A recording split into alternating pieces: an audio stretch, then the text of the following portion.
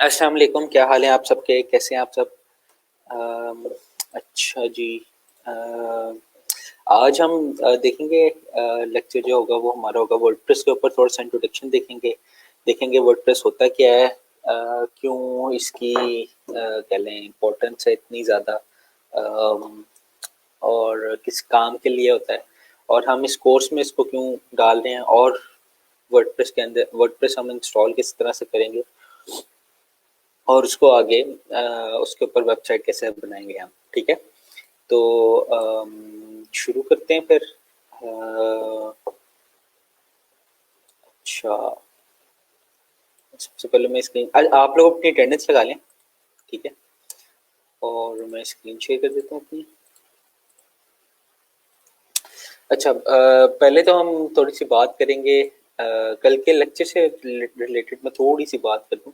कल हमने बात की थी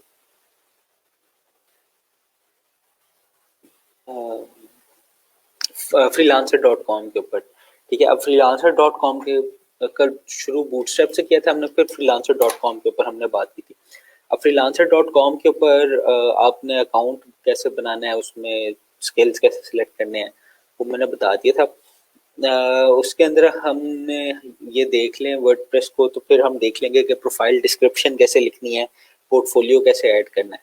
ठीक है, ताकि आप लोग वहाँ पे बिड करने के काबिल हो जाएं। ठीक है, तो कुछ सवाल वगैरह होंगे आपके, वो देख लेते हैं।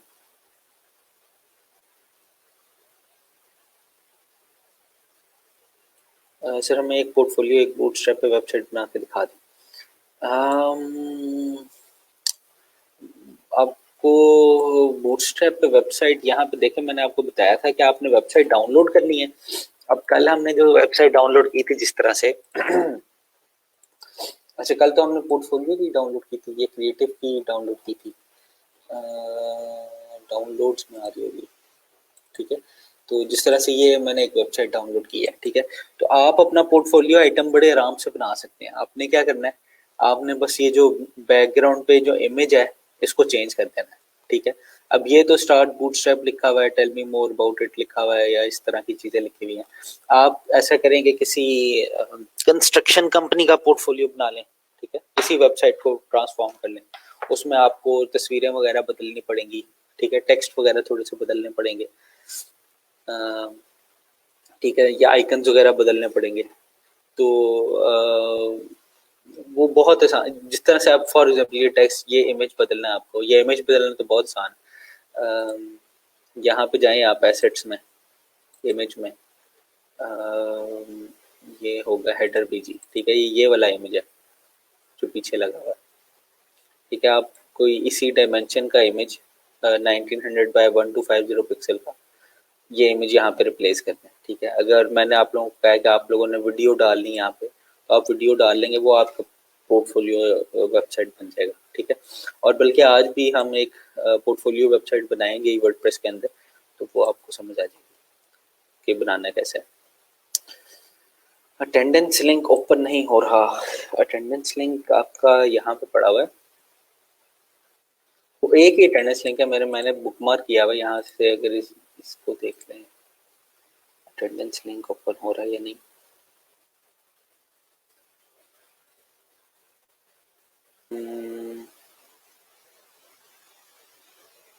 अच्छा, क्लोज फॉर्म है, पहले मैं नोटिफाई करता हूँ, ये ओपन नहीं हुआ।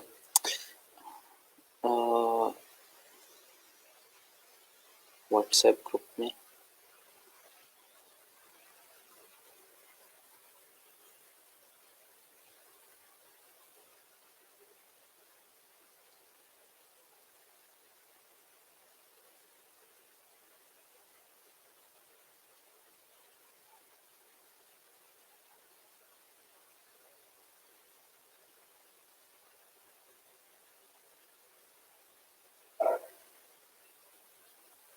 ये मैंने मैसेज कर दिया है, ये ठीक हो जाएगा थोड़ी ही देर में, शायद अब तक हो चुका हो एक्टिव। चलें, थोड़ा इंतज़ार कर लें अटेंडेंस लिंक के लिए, ये थोड़ी देर में हो जाएगा। ठीक। अच्छा, बूटस्ट्रैप एंड हो गया है। हाँ जी, बूटस्ट्रैप आगे की जो लर्निंग होगी ना वो आपने करनी है, किसी ने यहाँ पे ट्यूटोरियल वगैरह भी शेयर किया था। जो मेन जिस काम के लिए बूटस्ट्रैप यूज होता है वो मैंने आपको बता दिया था कि लेआउट उसमें डिजाइन किस तरह से करना है। बाकी बूटस्ट्रैप के अंदर ये काफी सारे आपके पास अ, क्या लिंक्स हैं जिनसे काफी सारी हेल्प मिल सकती है आपको। कंपोनेंट्स उठा के आपने डालने हैं अपने पेज के अंदर, तो वो आप डाल सकते हैं। ठीक है। अच्छा, पोर्टफोलियो के लिए एक काम आप ये कर सकते हैं कि आप देखें अपने अपने आसपास कोई भाई बहन या कोई मतलब पेरेंट्स में से आपका कोई बिजनेस करता है, या कोई चाचा ताया मामा कोई भी बिजनेस कर रहा है, तो उनको आप कहें अपनी सर्विस ऑफर करें कि मैं आपके बिजनेस के लिए ना मैं एक वेबसाइट बनाता हूँ। ठीक है, तो उनसे कंटेंट वगैरह ले लें या उनके बिजनेस के लिए खुद ही वेबसाइट बना लें। ठीक है, वेब पेज बना लें सिंपल सा। बूटस्ट्रैप के अंदर देखें कि जो भी उनकी अगर ट्रेडिंग एजेंसी है या जो भी एजेंसी है उन उसका देखें कि उसकी वेबसाइट किस तरह से बनी हुई है, उसके टेम्पलेट देखें। ठीक है, उस टेम्पलेट में उनकी इंफॉर्मेशन डालें। ठीक है, तो ये एक वेब पेज बनाएंगे आप, तो ये पोर्टफोलियो सा एक किस्म का बन जाएगा। ठीक है, तो अभी आप वेब पेज बना ले, इसको होस्ट वगैरह किस तरह से करना है ये भी हम आहिस्ता आहिस्ता देखते जाएंगे। ठीक है, तो आज बल्कि हम देखेंगे वर्डप्रेस के ऊपर। तो वर्डप्रेस तो हम किसी सर्वर पे ही चला सकते हैं। ठीक है, अभी तक जो वेबसाइट्स थी वो तो हमने ऐसी रखी हुई थी ना, डाउनलोड कर लेते हैं वो चल जाती है, या वो HTML CSS बेस्ड ही होती है। ठीक है, उनमें कोई बैकएंड फंक्शनैलिटी नहीं होती, तो मैं अगर खाली ओपन करूंगा उसे तो वो भी इस तरह से चल रही होंगी। ठीक हो गया।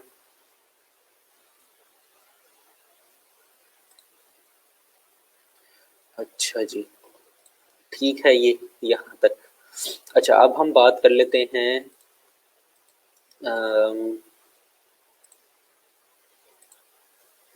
वर्डप्रेस की। लेक्चर कौन सा था हमारा? 15।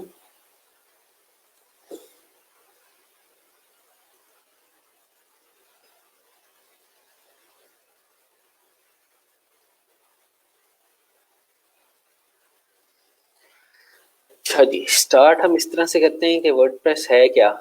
बल्कि उससे पहले मैं ना आप एक चीज दिखाता हूँ आपको। तो ये एक वेबसाइट है w3tech.com। ठीक है, अब ये क्या होती है, ये टेक्नोलॉजी वेब टेक्नोलॉजी सर्वे करती है। जिस तरह W3 स्कूल्स है ना, वो क्या कहते हैं, W3 कंसोर्शियम है असल में एक, और वो इन इन चीज़ों को मैनेज करती हैं, स्टैंडर्ड्स को मैनेज करती हैं। ठीक है, तो अब ये W3 टेक क्या करती है, ये टेक्नोलॉजी सर्वे करती है वेब टेक्नोलॉजी के। जितनी भी वेबसाइट हैं ऑनलाइन, उनमें से कौन सी वेबसाइट क्या चीज़ यूज़ कर रही है, कौन सी वेबसाइट के अंदर कौन सी प्रोग्रामिंग लैंग्वेज यूज़ हुई है, फ्रंट एंड के अंदर कौन से फ्रेमवर्क्स वगैरह हैं। ठीक है, तो ये W3 टेक्स ये वाला काम करती है।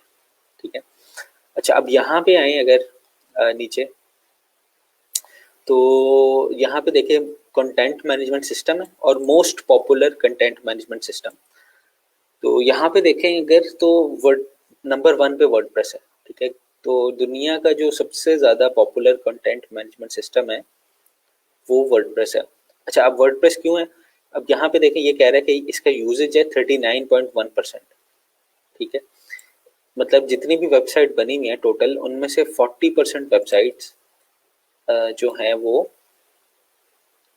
वर्डप्रेस यूज़ कर रही हैं। ठीक है, उसके बाद दूसरे नंबर पे शॉपिफाई। ठीक है, वो उसका है 3.1%। फिर जूमला आ जाता है। ठीक है, 2.2%। फिर ड्रूपल आ जाता है 1.5%। फिर विक्स आ जाता है। ठीक है, ये विक्स का नाम आपने सुना होगा, इसके बाद स्क्वेयर स्पेस वगैरह इस तरह की चीज़ें आ जाती हैं, इन चीज़ों का नाम सुना होगा। शॉपिफाई का शायद आपने नाम सुना होगा, खैर अगर नहीं भी सुना तो उसका कोई मसला नहीं। अच्छा, यहाँ पे देखें फिर आगे ये आ रहा है मार्केट शेयर। मार्केट शेयर का मतलब क्या है, मार्केट शेयर का मतलब ये है कि जितने भी कंटेंट मैनेजमेंट सिस्टम बने हुए हैं उनमें से 63% जो है वो वेबसाइट जो भी कंटेंट मैनेजमेंट सिस्टम यूज़ कर रही है उनमें से 63% वेबसाइट वर्डप्रेस को यूज़ कर रही है। ठीक है, और यहाँ पे नीचे देखें fastest growing content management system सिर्फ नवंबर 1 2020 के बाद जितनी वेबसाइट बनी है उनमें से कह लें कि 1134 वेबसाइट वर्डप्रेस के ऊपर बनी है। ठीक है। अच्छा, अब इस सर्वे का क्या फायदा हमें? अच्छा, इस सर्वे को देखने के लिए ना पहले हम देख लें कि कंटेंट मैनेजमेंट सिस्टम होता क्या। अच्छा, सबसे पहले हम देखते हैं कंटेंट मैनेजमेंट सिस्टम क्या होता है। मैनेजमेंट सिस्टम आप लोगों ने शायद पढ़े हो, अगर किसी ने किसी का मेजर सॉफ्टवेयर इंजीनियरिंग या इस तरह की चीज था।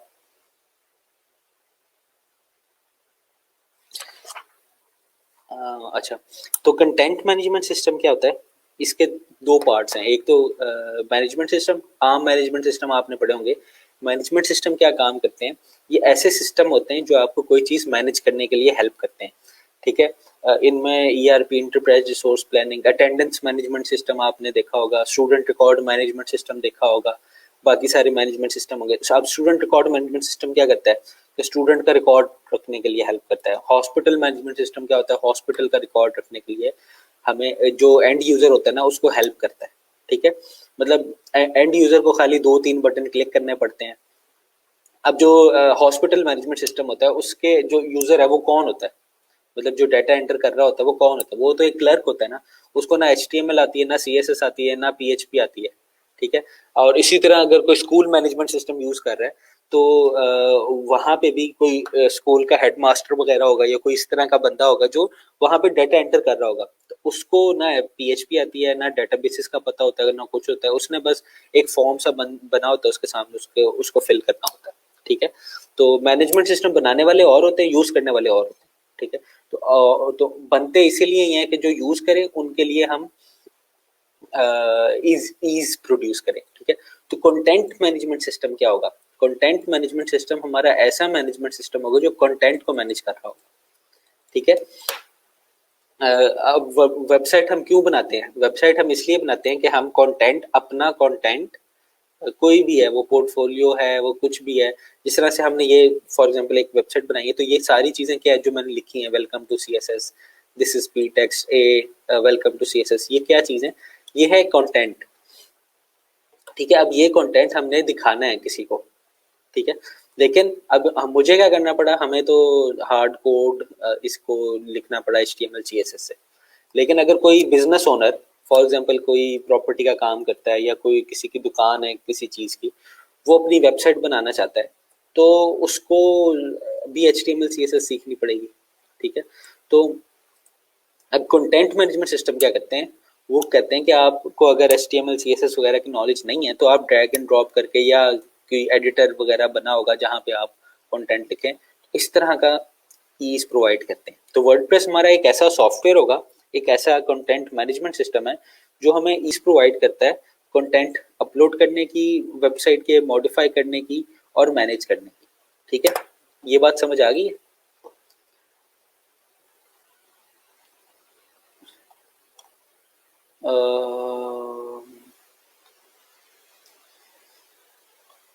अच्छा जी, ये एक सवाल है सर जी, ब्रिक्स कंपनी की वेबसाइट बन सकती है? हाँ जी, ब्रिक्स कंपनी की बिल्कुल वेबसाइट बन सकती है। आप लैंडिंग पेज बना सकते हैं। अब देखें, होता क्या है यूजुअली, होता है इस तरह से कि अगर किसी की ब्रिक्स कंपनी है तो वो आजकल क्या होता है, आजकल वो होता है कि यहाँ पे ना वो इश्तिहार चला देते हैं। यहाँ पे ना कोई इश्तिहार, जिस तरह से ये इश्तिहार आया है एक, ठीक है। अब मैं इस तरह की चीज़ें देखता हूँ तो मुझे इस तरह के इश्तिहार आते हैं। ठीक है। Data camp for limited number of time get annual subscription access 100 of courses in Python SQL data science. ठीक है। तो मैं डाटा साइंस वगैरह सर्च कर रहा होता हूँ तो मैं नई नई चीज़ें देखता हूँ उसमें, तो उसमें ना मुझे इस तरह के इश्तिहार आते हैं। तो अगर कोई कंस्ट्रक्शन या इस तरह के चीज़ देख रहा होगा तो उसको इस तरह के इश्तिहार हैं। अच्छा, अब मैं इस इश्तिहार पर क्लिक करता हूँ तो देखें क्या होता है। ये आ गया है एक वेबसाइट के ऊपर। ठीक है। अब ये वेबसाइट क्या कर रही है? ये लैंडिंग पेज है हमारा। ठीक है। इस लैंडिंग पेज के ऊपर क्या है? ये एक्शन है, ये कॉल टू एक्शन है कि यहाँ पे क्लिक करें और $99 वगैरह सब्सक्राइब करें, शेयर सेव करें। ठीक है। यहाँ पे उसने अपनी बताई हुई चीज़ें बाकी वेबसाइट के बारे में। ठीक है। तो आप भी इसी तरह का लैंडिंग पेज बना सकते हैं, बुकिंग कर सकते हैं, उनसे नंबर ले सकते हैं। अब अगर कोई ब्रिक कंपनी है तो यूजुअली क्या होगा कि आपने उसका नंबर लेना है, तो आपने लैंडिंग पेज बनाना होगा अगर कोई इश्तिहार वगैरह चलाते हैं आप, तो उसका लैंडिंग पेज होगा जिसमें आप उससे इंफॉर्मेशन ले रहे होंगे कि आप हमें कॉन्टेक्ट नंबर दें, हम आपको कॉल बैक करेंगे। ठीक है, हम कुछ और इश्तिहार भी देख लेते हैं अगर आ जाए। यहाँ पे ये आ गया जिस तरह से। अच्छा, अब ये देखें, ये लर्न मोर पे क्लिक करूंगा मैं, तो ये भी किसी एक्सटर्नल वेबसाइट के ऊपर जाएगा। ठीक है, अब ये भी ये तो कह लें इंटरनेशनल है, ये भी इंटरनेशनल है, ये भी इंटरनेशनल है। तो ये स्टार्ट फ्री बाय नो, ये एक्शन ये है, बाकी नीचे बता रहा होगा कि भाई क्या काम करना। तो ये भी हमारा एक लैंडिंग पेज है। तो आपको मतलब वेबसाइट तो किसी भी ऑनलाइन प्रेजेंस तो हर किसी, मतलब आपका क्लाइंट बस ऑनलाइन होना चाहिए, आप उसको कुछ भी भेज सकते हैं, इश्तिहार दिखा के, इश्तिहार के बाद यहाँ पे कन्वर्ट करके। अच्छा जी, हाँ, अटेंडेंस फॉर्म को मैंने कहा है कि वो मसला देख रहे हैं, हल हो चुका होगा शायद अब तक। हाँ, अटेंडेंस फॉर्म एक्टिव हो गया, इसको देख लें। ठीक है सर, एक एक्चुअल सिनेरियो में वर्डप्रेस पर साइट बनाकर सिखा दें। हाँ जी, अभी सिखाता हूँ मैं वर्डप्रेस पे। क्वेश्चन देख लूँ, अटेंडेंस फॉर्म, आज फॉर्म ओपन नहीं हो रहा अटेंडेंस का। अटेंडेंस फॉर्म चल गया भाई, और आप देख लें इसको। अच्छा, तो अब अगर कोई बंदा वेबसाइट बनाता है और वो कंटेंट मैनेजमेंट सिस्टम यूज कर रहा है, तो आप देखेंगे दुनिया में अगर 100 वेबसाइट्स बनती हैं तो उनमें से 40% वर्डप्रेस पर बन रही है। और अगर 100 website content management system use कर रही है तो उनमें से जो 63% है, ये 64% है, उनमें वर्डप्रेस इंस्टॉल होता है। ठीक है, तो वर्डप्रेस अगर हम सीखते हैं तो हमारे पास काफी स्कोप है कह लें प्रोजेक्ट लेने का। ठीक है, अब हम आते हैं, ये कंटेंट मैनेजमेंट सिस्टम हो तो गया, अब हम आते हैं वर्डप्रेस के ऊपर। अच्छा, वर्डप्रेस हम इस तरह लिखते हैं कि पहला डब्ल्यू कैपिटल और वर्ड के बाद पी कैपिटल। ठीक है, तो ये इस तरह हम वर्डप्रेस लिखते हैं।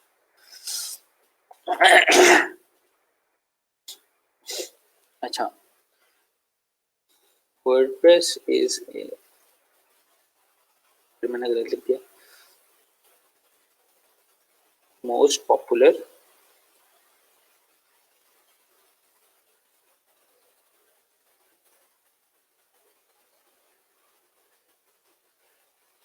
कंटेंट मैनेजमेंट सिस्टम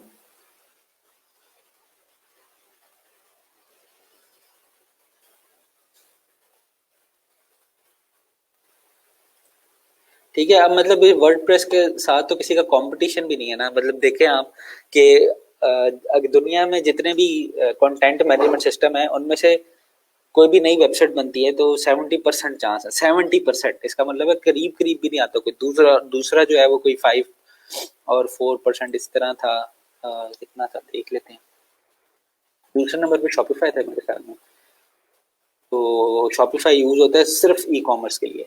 ठीक है, तो दूसरी टेक्स्ट देखना हमने।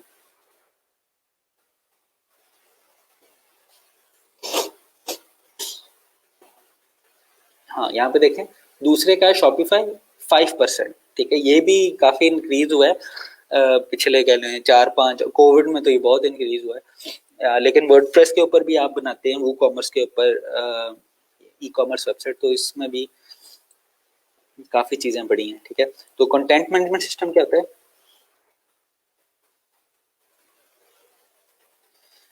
सिस्टम इज ए सॉफ्टवेयर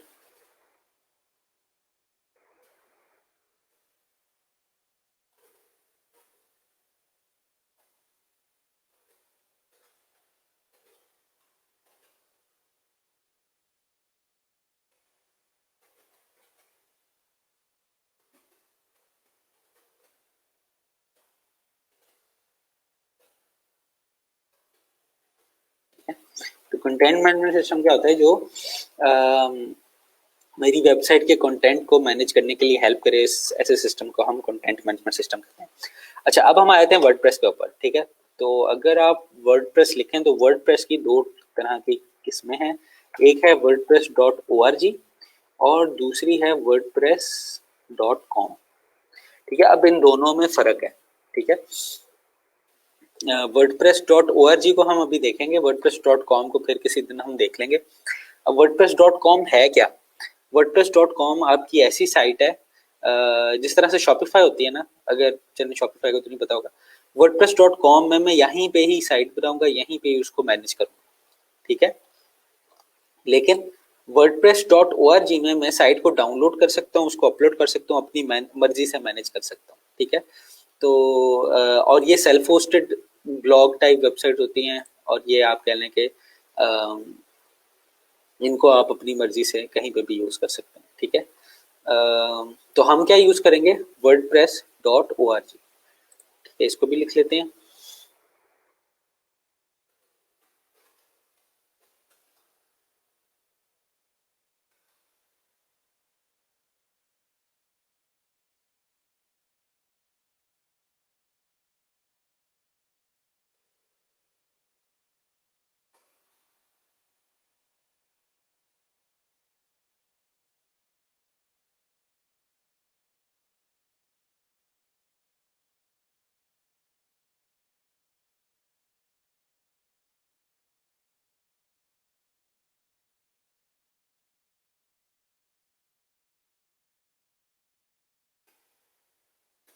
अब बल्कि काम तो रह ही गया, क्योंकि हमने PHP पहले नहीं देखी थी, तो हमने ना ये जैम्प इंस्टॉल करना है, ठीक है। तो हम कैसे करते हैं मैं आपको बता देता हूँ, ठीक है। सबसे पहले आपने क्या करना है कि सबसे पहले आपने, क्योंकि आपने ये वेबसाइट इंस्टॉल करनी है अपने पीसी के ऊपर, ठीक है, तो आपने करना क्या है, आपने जैम्प इंस्टॉल करना है, XAMPP, ठीक है। ये आप इंस्टॉल कर लें अभी, तो मैं आपको इसको बाद में बताऊंगा कि ये करता क्या काम।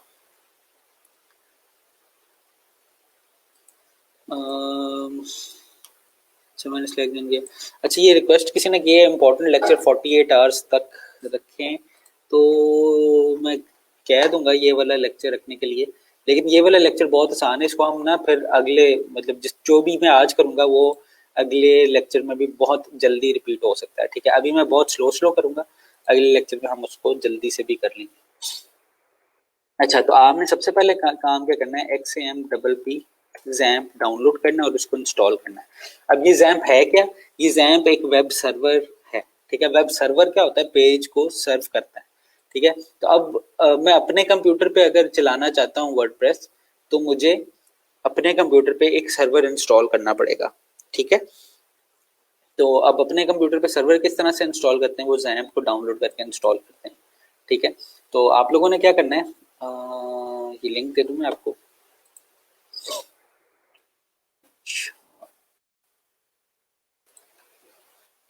तो सबसे पहले आपने करना है इंस्टॉल फ्रॉम, ठीक है, फॉर विंडोज, या जो भी है वो, इतना तो मेरे ख्याल में आपको समझ होगी, ठीक है। अगर आपके पास विंडोज है तो विंडोज के लिए, अगर आपके पास मैक ओएस है तो OS X के लिए करना है आपने। अगर लिनक्स यूज कर रहे हैं कोई, तो आप लिनक्स के लिए यूज कर लें, ठीक है। तो सबसे आपने करना है क्या है, आपने जैम्प को डाउनलोड करना है और इंस्टॉलेशन बड़ी आसान है इसकी। बल्कि मैं कर ही लेता हूँ एक, हाँ डाउनलोड टाइम लग जाएगा इसमें काफ़ी, ठीक है। इसको हम बंद कर देते हैं, लेक्चर भी स्लो ना हो जाए,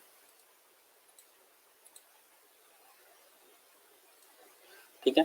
तो ये डाउनलोड करें और बल्कि बेशक नेक्स्ट नेक्स्ट नेक्स्ट कर दें, वहाँ पे देखेंगे कोई चीज़ एक्स्ट्रा इंस्टॉल ना हो रही हो, तो बड़ा आसान है, बस आपने सॉफ्टवेयर चलाना है और इंस्टॉल हो जाएगा ये, ठीक हो गया। अच्छा जी, अब ये जैम्प इंस्टॉल हो गया, मैं जैम्प चला लेता हूँ। यहाँ पे दो जैम्प पड़े हैं मेरे पास, एक अपने काम के लिए और एक पढ़ाने के लिए, ठीक है। इसको मैं चला लेता हूँ जैम्प को,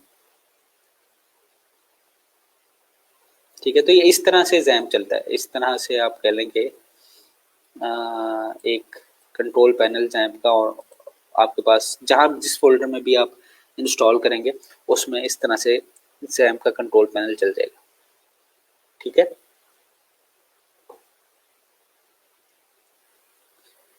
अच्छा जी, अच्छा, उसके बाद आपने क्या करना है, आपने wordpress.org पे जाना है और इंस्टॉल करना है। यार बल्कि इस तरह करते हैं कि मैं ना ये वाले स्टेप आपको करके दिखाता हूँ, एक पोर्टफोलियो वेबसाइट बना के दिखा देता हूँ और हम इसको डिटेल में बाद में देख लेंगे, क्योंकि हमने इंट्रोडक्शन करना है वर्डप्रेस के ऊपर। तो क्या ख्याल है आप लोगों का इस बारे में? कमेंट्स में बता दें मुझे। Different between using href URL source, all these used to show linked file, but I need to know how when to decide option। यार ये href होता है हाइपर रेफरेंस, यूजुअली दिया होता है, और ये लिंक के साथ या आप कह लें जो HTML के टैग्स होते हैं उनके साथ ज़्यादा यूज़ हो रहा होता है। जो जो सोर्स होता है वो इमेज के साथ और इस तरह की फाइल्स के साथ आपके पास वीडियो का सोर्स इस तरह की चीज़ों के साथ पड़ा होता है। सर हम फ्री होस्टिंग वेबसाइट पर भी तो वर्डप्रेस इंस्टॉल कर सकते हैं, तो हम जैम क्यों इंस्टॉल करें? यार जो फ्री होस्टिंग वेबसाइट होती है ना वो होती है इंटरनेट पे इंस्टॉल होती है, ठीक है। उसके लिए आपको अच्छा, जो फ्री होस्टिंग वेबसाइट होती है उनमें लिमिटेशंस भी होती हैं कुछ, ठीक है। तो जैम्प हम इसलिए इंस्टॉल करते हैं कि हम ऑफलाइन भी अपनी वेबसाइट्स के ऊपर काम कर सकें, हमें इंटरनेट इतना यूज़ ना करना पड़े, और हमारी जो फाइल्स हैं वो इजीली एक्सेसिबल हो, ठीक है। तो इसलिए हम जैम्प इंस्टॉल करते हैं। तो अगर कोई भी फॉर एग्जांपल क्लाइंट आपको कोई काम देता है तो आप उसका काम जो है वो डायरेक्ट उस पर शुरू नहीं कर देते, होस्टिंग के ऊपर। होस्टिंग के ऊपर शुरू करते हैं तो वो कह लें कि उसमें बार बार आपको चेंजेस करनी पड़ती होगी, बार बार आपको अपलोड करना पड़ता होगा, डाउनलोड करना पड़ता होगा फाइल को। तो पहले आप क्या करते हैं, पहले आप अपने कंप्यूटर पे बना लेते हैं, फिर उसको एक ही दफ़ा अपलोड कर लेते हैं, ठीक है। तो इसलिए हम जैम्प इंस्टॉल करते हैं कि हमें बार बार अपलोड या डाउनलोड ना करनी पड़े चीज़ों को, ठीक है। और हमारे पास इजीली फाइल्स अवेलेबल हो, उनको हम जल्दी जल्दी मॉडिफाई कर सकें और डिपेंडेंसी भी ना हो इंटरनेट के ऊपर। जैम का कौन सा वर्जन इंस्टॉल करें? विंडोज के लिए 3 वर्जन अवेलेबल है। हाँ, पीएचपी जो लेटेस्ट पीएचपी का होगा ना 7.4.1.12, तो ये आप करें इंस्टॉल, ठीक है। अच्छा, अब इनकी बात करें 7.4 ये वाला जो वर्जन है ना, ये आपने इंस्टॉल करना है। लेटेस्ट पीएचपी का वर्जन बैकवर्ड कंपैटिबल होते हैं, तो लेटेस्ट पीएचपी का वर्जन आपने इंस्टॉल करना है, ठीक है। इनफैक्ट मेरे पास भी 7.3 इंस्टॉल्ड है, शायद मेरे पास लेटेस्ट नहीं है, लेकिन खैर जो आप अगर लेटेस्ट वर्जन करेंगे तो वो बैकवर्ड कंपैटिबल होते हैं, ठीक है। तो ये वाला वर्जन जो है वो आपने इंस्टॉल करना है, लेटेस्ट वर्जन लिखे हैं। इनमें और कोई फर्क नहीं है, बस पीएचपी का फर्क है, पीएचपी के वर्जन का फर्क है। लेटेस्ट वर्जन इंस्टॉल करेंगे वो बैकवर्ड कंपैटिबल होगा। Sir it will be better if you install XAMPP the WordPress then make a site, it will be easy for us. हाँ जी, चलिए मैं आपको बता देता हूँ, स्टेप्स साथ साथ ही हम कर लेते हैं। सर आप ऑनलाइन वेबसाइट जैसे डोमेन पे भी बना के वेबसाइट इंस्टॉल करके दिखा दें। हाँ, पहले हम ये वाला काम कर लें, फिर हम आगे वो वाला काम भी कर लेंगे किसी दिन, ठीक है। वो वाला काम इतना मुश्किल नहीं है। आपको एक दफ़ा वेबसाइट इंस्टॉल करनी आ जाए तो आपको पता चल जाए कौन सी चीज़ कहाँ पे जानी, तो वो वाला काम भी आप बड़े आराम से कर सकते हैं। लेकिन मैं आपको करके भी दिखा दूँ। Does XAMPP work like a virtual server? Virtual server तो नहीं कहते इसको, मतलब सही सर्वर होता है, वर्चुअल सर्वर ही होते हैं वैसे सारे। जो आपके मशीन के अंदर जो कह लें आप हो सकता है XAMPP, अगर मेरे पास लाइव आईपी है ना तो XAMPP उसी तरह काम करता है जिस तरह आपके सर्वर काम करते हैं, ठीक है। सर पहले पीएचपी पढ़ा देते फिर वर्डप्रेस। यार मैंने वर्डप्रेस का आज ना सिर्फ वो वाला पार्ट कराना है जिसके लिए पीएचपी रिक्वायर्ड नहीं है, ठीक है। तो मतलब हम ये देख लेंगे कि वर्डप्रेस की पावर कितनी है, वर्डप्रेस किस लिए यूज होता है, ठीक है। उसके बाद हम जो मेन चीज़ें हैं ना, जिस तरह से वर्डप्रेस की theme development, plugin development, theme hierarchy, template hierarchy, विजेट किस तरह से अरेंज करते हैं, वो हम पीएचपी के बाद ही करेंगे, ठीक है। अच्छा अच्छा, और इस लेक्चर के बाद मैं ये भी एक्सपेक्ट नहीं कर रहा कि आप सारों को मतलब वर्डप्रेस जो है आप उसी तरह इंस्टॉल कर सकते हैं, ठीक है। तो ये लेक्चर बस आपके कह लें कि एक बूट कैंप सा है वर्डप्रेस के बारे में। अच्छा जी, कहाँ पे हैं हम? समरी में लिख रहे थे। अच्छा, इंस्टॉल कर लिया आपने, फिर हम क्या करेंगे, हम वर्डप्रेस.org से वर्डप्रेस डाउनलोड कर लेंगे। ठीक है। अब यहाँ पे wordpress.org में ये लेटेस्ट वर्डप्रेस का वर्जन पड़ा हुआ होता है, ठीक है। अब ये लेटेस्ट स्टेबल वर्जन पड़ा होता है, ठीक है। लेटेस्ट तो कह लें कि वो अभी रिलीज नहीं हुआ होगा या वो डेवलपमेंट स्टेज पे होगा, तो वो भी आपको मिल सकता है। लेकिन हमारे पास क्या है, ये लेटेस्ट जो भी वर्डप्रेस का वर्जन होगा वो wordpress.org से मैं डाउनलोड कर लूंगा, ठीक है। अच्छा, अब यहाँ पे अगर इंस्टॉलेशन के लिए आपने देखना है तो ये हैंडी गाइड है कि आपने वर्डप्रेस को इंस्टॉल किस तरह से करना है, ठीक है। तो ये बड़ी कह लें अगर आपने किसी ऑनलाइन जगह पे करना है तो उसमें किस तरह से करना है आपने, ये सारी सारी चीज़ें यहाँ पे लिखी हैं। खैर, तो हम क्या करते हैं, हम ये वर्डप्रेस डाउनलोड कर लेते हैं, ठीक है। 13 MB का कह रहे हैं 13 साढ़े 13 MB का ये वर्डप्रेस है, इसको मैं डाउनलोड पे लगा देता हूँ।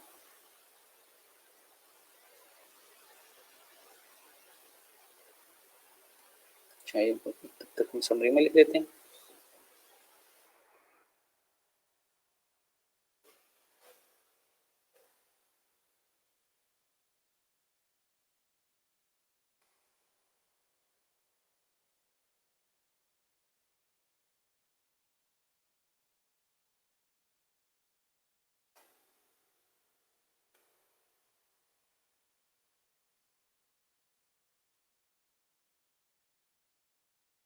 ठीक है।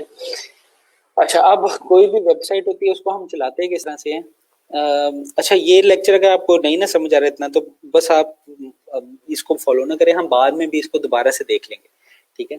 तो क्योंकि हम ज़्यादा काफ़ी सारी चीज़ें जो हमने देखनी थी पीएचपी के अंदर वो हम यहाँ पे देख रहे होंगे।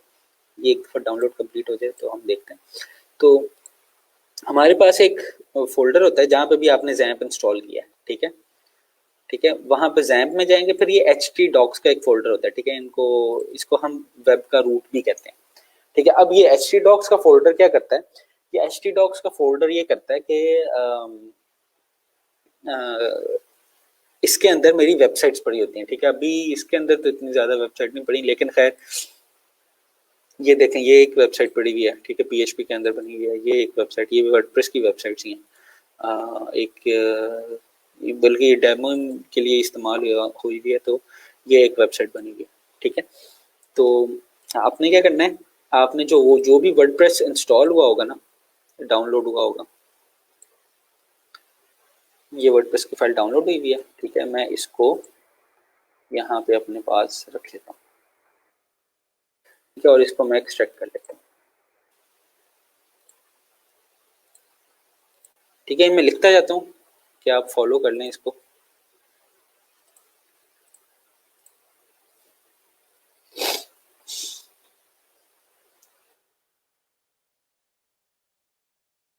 अच्छा, प्लेस द एक्सट्रैक्टेड फोल्डर,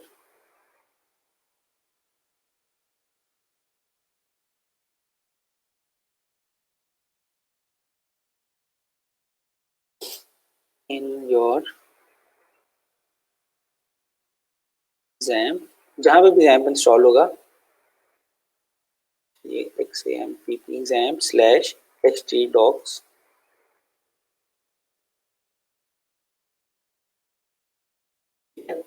आपने क्या करना है, आपने जहाँ पे भी जैम्प इंस्टॉल हुआ है जैम्प में जाना है, और जैम्प के अंदर htdocs का फोल्डर होगा उसके अंदर जाना है, ठीक है। अब यहाँ पे आपने एक्सट्रैक्टेड फोल्डर रखना है, ठीक है। ये मैंने जिप फोल्डर ही रखा है, इस फोल्डर को एक्सट्रैक्ट कर लेता हूँ। अच्छा, यहाँ पे एक्सट्रैक्ट करना है मैंने, ठीक है। तो htdocs के अंदर ही एक्सट्रैक्ट करना है, तो यहाँ पे मैं लिख लेता हूँ, इधर एक्सट्रैक्ट कर लिया, ठीक है। ये एक्सट्रैक्ट हो रहा है। तो आपने क्या करना है, आपने जाना है जैम्प के अंदर, उसके अंदर htdocs, और वहां पे ये फोल्डर रख देना है। इसमें थोड़ा सा टाइम लगेगा एक्सट्रैक्ट होने में, या तब तक कोई क्वेश्चन है तो वो देख लेते हैं।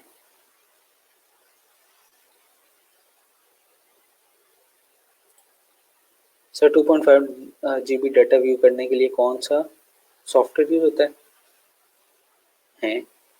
2.5 GB डेटा व्यू करने के लिए कौन सा सॉफ्टवेयर यूज होता है, ये मुझे समझ नहीं आई। क्या बात कर रहे हैं 2.5 GB डेटा। अच्छा सर हम हैकिंग और आर्टिफिशियल इंटेलिजेंस भी पढ़ेंगे? नहीं यार, हमारे पास 3 महीने हैं, तो इसमें मुश्किल से हम ये वर्डप्रेस और बाकी सारी चीज़ें पूरी करते हैं, तो उसका टाइम नहीं होगा मेरे पास। अगर आपको उससे रिलेटेड कोई क्वेश्चंस हैं तो आप वो मेरे से पूछ सकते हैं। सॉफ्ट हैकिंग तो मैं मुझे कह लें इतनी हैकिंग फील्ड नहीं, साइबर सिक्योरिटी फील्ड है, उससे रिलेटेड फोरेंसिक्स भी आ जाती हैं, उसमें काफ़ी सारी चीज़ें आ जाती हैं, उसमें हैकिंग एक छोटी सी फील्ड है, ठीक है। उसके बारे में मुझे थोड़ा सा इन्फॉर्मेशन है, इतनी ज़्यादा इन्फॉर्मेशन नहीं है। आर्टिफिशियल इंटेलिजेंस के बारे में आप मेरे से बात कर सकते हैं, क्योंकि मेरा जो एमएस है वो आर्टिफिशियल इंटेलिजेंस पे है। मैं अभी भी रिसर्च पेपर्स भी हैं मेरे एक, तो वो भी आर्टिफिशियल इंटेलिजेंस के ऊपर ही हैं, ठीक है। तो उसके ऊपर आपने मेरे से कोई क्वेश्चन पूछना है स्लैब पे पूछ लें, तो होपफुली मैं आंसर कर दूंगा उसको, ठीक है। लेकिन हम कोर्स जो है वो इसी के बाद, इसी के बारे में। अच्छा प्लीज रिपीट स्टेप।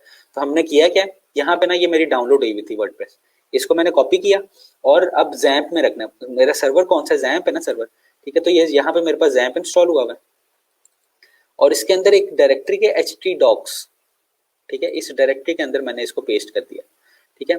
अब ये एक्सट्रैक्ट करूंगा मैं इसको, एक्सट्रैक्टेड फोल्डर मैंने पेस्ट करना है, ठीक है। आप पहले उसको एक्सट्रैक्ट कर लें फिर पेस्ट कर लें, या पेस्ट करके फिर एक्सट्रैक्ट कर लें, ठीक है। अच्छा इसको हम डिलीट कर देते हैं, आने वर्डप्रेस पे delete।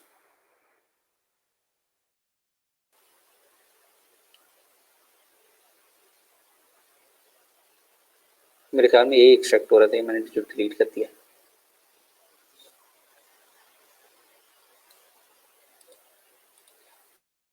अच्छा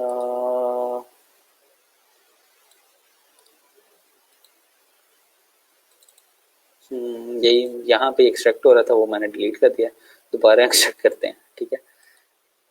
बल्कि ये एक्सट्रैक्ट हुआ हुआ, ठीक है। तो आपने क्या करना है, ये जो वर्डप्रेस का फोल्डर है ना ये वाला, ठीक है, इसको कॉपी करना है, ये एक्सट्रैक्ट हुआ है, इसको हमने यहाँ पे पेस्ट कर देना है।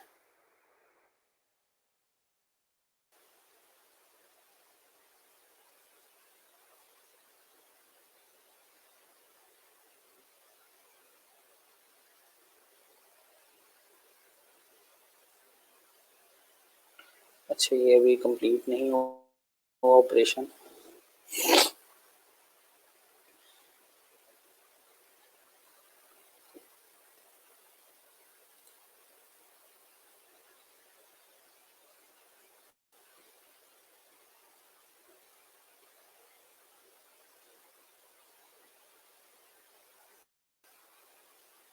अच्छा इसको दोबारा से कर लेते हैं, अब कंप्लीट हो गया।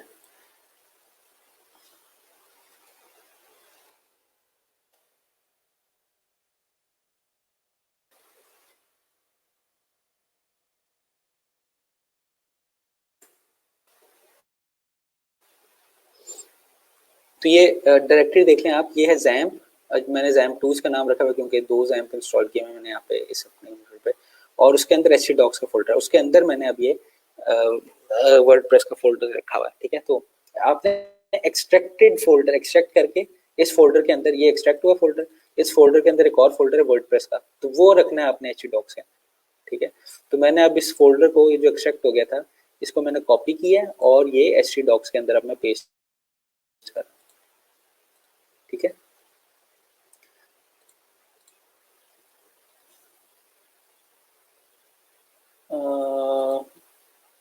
अच्छा एसक्यूएल सर्वर का 2.5 जीबी डेटा व्यू करने के लिए, यार ये एसक्यूएल 2, अगर आपका इतना ज़्यादा है तो आपने माई एसक्यूएल से ही व्यू करना है, तो मैंने वैसे इतना ज़्यादा डाटा कभी देखा नहीं है एसक्यूएल सर्वर पे, ठीक है। मैं नो एसक्यूएल के ऊपर फ्लैट फाइल्स के अंदर तो काफ़ी ज़्यादा डाटा देखा है, लेकिन इसके अंदर मैं देखता हूँ, आप मेरे से स्लैक पे ये पूछें, मैं देखता हूँ इसका सोल्यूशन, ठीक है।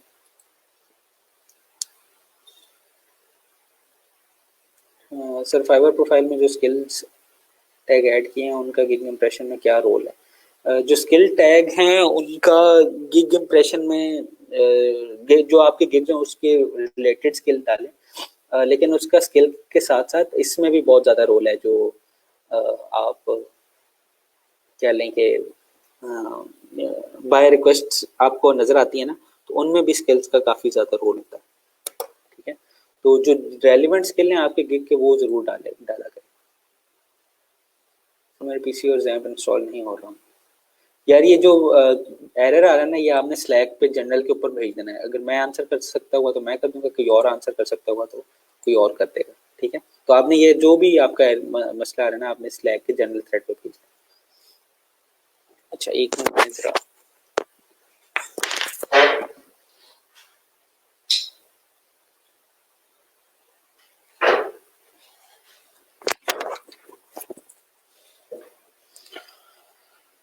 अच्छा जी, ये हो गया होगा अब तक। हाँ जी, हो गया ये।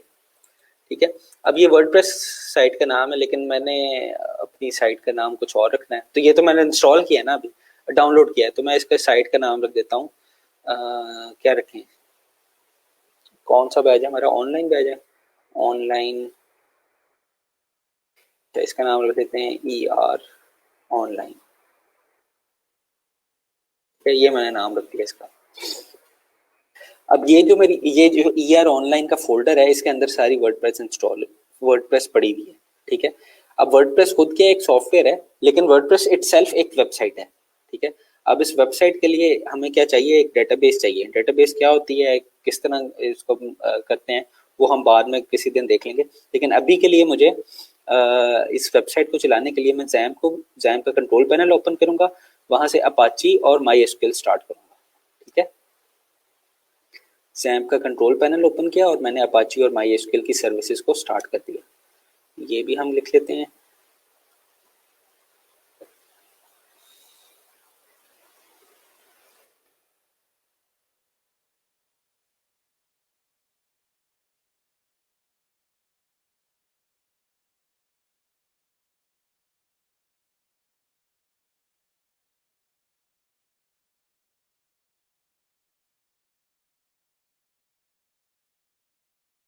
अच्छा, तो हमने क्या किया अभी?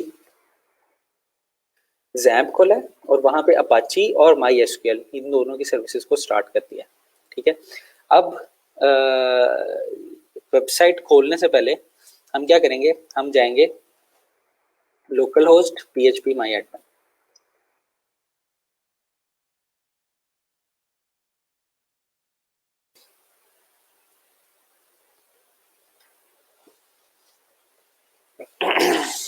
अच्छा, अब यहाँ पे क्या करना है? ये php माई एडमिन क्या है, यहाँ पे हम डेटाबेसेस बनाते हैं। ठीक है, तो डेटाबेसेस को हम आगे किसी लेक्चर के अंदर देखेंगे, लेकिन अभी अभी हमने और कोई काम नहीं करना। अभी हमने सिंपल एक डमी, एक सिंपल एम्प्टी डेटाबेस बनाना है। ठीक है, तो जो मैंने वेबसाइट का नाम रखा है वही मैं यहाँ पे नाम रख लेता हूँ, और ये ई आर ऑनलाइन के नाम से मैंने एक वेबसाइट बना दी। ये स्टेप में लिख देता हूँ।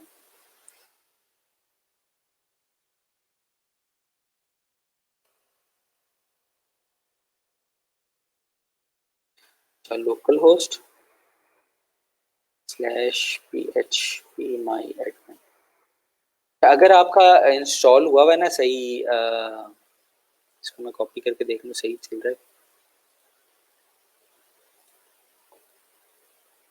हाँ, सही चल रहा है। अगर आपका जैम्प सही इंस्टॉल हुआ हुआ है तो ये लोकल होस्ट php में एडमिन आप खोलेंगे तो ये आपकी आपके सर्वर के ऊपर अगर यही खुल जाएगा। ठीक है, फॉर एग्जांपल अगर मैं ये बंद कर देता हूँ, इसको माई एसक्यूएल की सर्विस स्टॉप करता हूँ और इसको चलाता हूँ, तो ये नहीं खुलेगा। ठीक है, ये एरर दे देगा। ठीक है, इसने एरर दे दिया क्योंकि माई एसक्यूएल की सर्विस नहीं चल रही। अब मैं माई एसक्यूएल की सर्विस चलाता हूँ तो ये खुद ही एक्सेस हो जाएगा। अच्छा, आपने नाम नोट किया होगा, ये है लोकल होस्ट। लोकल होस्ट का क्या मतलब है? आपके कंप्यूटर के अंदर से ही ये एड्रेस उठा रहा है। ठीक है, ये बाहर इंटरनेट के साथ कनेक्टेड नहीं है। ठीक है, तो आप इंटरनेट के बगैर भी आप अगर ये सर्विस चलाते हैं अपाची और माइस्क्यूएल की, तो आप इसको एक्सेस कर सकते हैं। ठीक है, अच्छा, अब आपने क्या करना है? लेफ्ट साइड बार के अंदर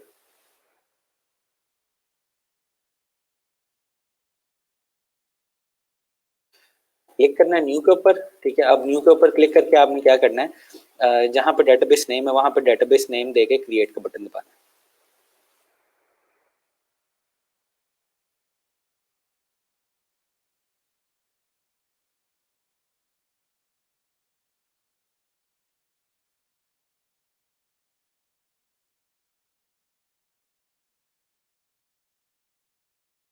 ठीक है। आपने डेटाबेस का नाम, जो भी नाम रखना है आपने, बस ये नाम याद रखिएगा आपकी क्या नाम रखा है, और उसके बाद क्रिएट का बटन दबा देना। ठीक है, तो ये आपकी एक एम्प्टी डेटाबेस बन गई। ठीक है, अगर हम कोई और डेटाबेस देखें तो वो पूरी पॉपुलेटेड डेटाबेस, ये देखें ये टेबल शेबल सारा कुछ बना हुआ है, लेकिन हमने क्या बनाई है, ER ऑनलाइन के नाम से बनाई है, तो ये एक मेरी एम्प्टी डेटाबेस बनी हुई है, कुछ भी नहीं है इसके अंदर। ठीक है, तो हमने ये डेटाबेस बना दी। अच्छा जी, शॉपिफाई, शॉपिफाई के ऊपर हम लेक्चर लेंगे, एक लेक्चर ले लेंगे पूरा कि शॉपिफाई होता क्या है। ठीक है, फाइवर की प्रोफाइल चेक हो गई हैं, कुछ प्रोफाइल रहती हैं अभी, कुछ प्रोफाइल हो गई हैं चेक। ठीक है, जो गिग्स थे ना वो आप बना लेंगे, तो तब तब साथ साथ ही मैं चेक करता रहूँगा। वैम्प सर्वर पर भी कर सकते हैं, हाँ जी वैम्प पे भी कर सकते हैं। वैम्प विंडोज के लिए होता है, जैम्प आप कह लें क्रॉस प्लेटफॉर्म है, सारों के लिए होता है, OS X पे भी चलता है।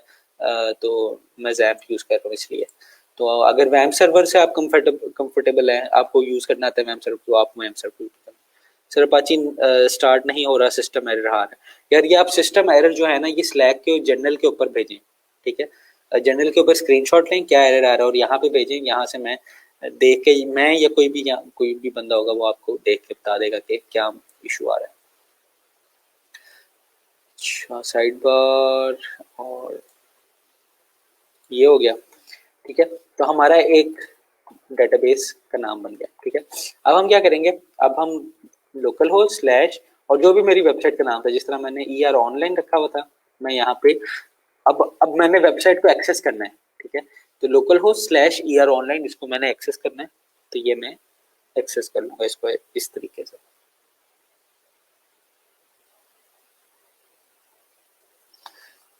अच्छा जी, इंग्लिश, अब ये सेटअप शुरू हो गया, सॉरी मैं बताता हूँ आपको।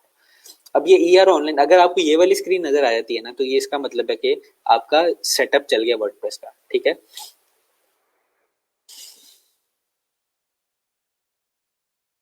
HTTP local host. अच्छा, अब यहाँ पे आपने क्या करना है, यहाँ पे मैं इसको इस तरह लिख देता हूँ,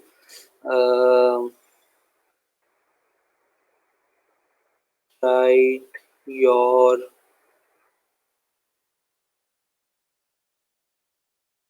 वर्डप्रेस फोल्डर नेम हियर। ठीक है, ताकि आपको गलती ना रहे। जो भी आपने नाम रखा है ना, जिस तरह मैंने ER ऑनलाइन रखा हुआ है, ठीक है, तो आपने क्या करना है, आपने जो भी आपने नाम रखा हुआ है, ठीक है, वो आपने यहाँ पे रखना है, क्योंकि रीनेम किया था हमने अपने फोल्डर को। ठीक है,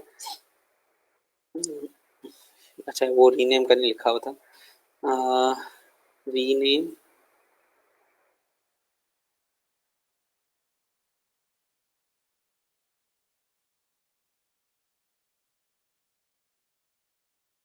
ठीक है, तो जो भी आपने वर्डप्रेस के फोल्डर का नाम रखा है वो आपने यहाँ पे डालना है। ठीक है, तो हमने क्या किया, लोकल हो स्लैश ER ऑनलाइन कर दिया, तो वो मेरे पास सेटअप चल गया। ठीक है, अच्छा अब हमने, आप यहाँ सबसे पहले लैंग्वेज सेलेक्ट करेंगे, कंटिन्यू पे क्लिक करेंगे।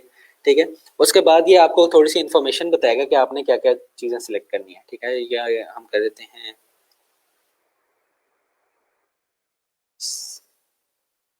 Select language and click next.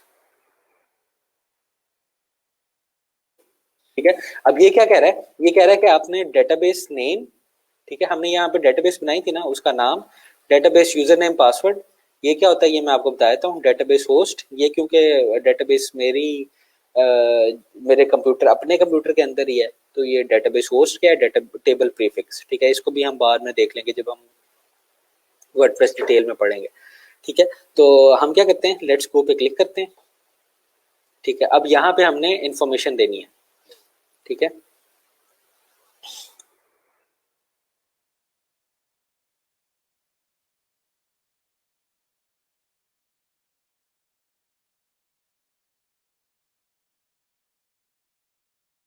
Information in next home. ठीक है, अच्छा अब इसमें कहाँ पे डेटाबेस का नाम,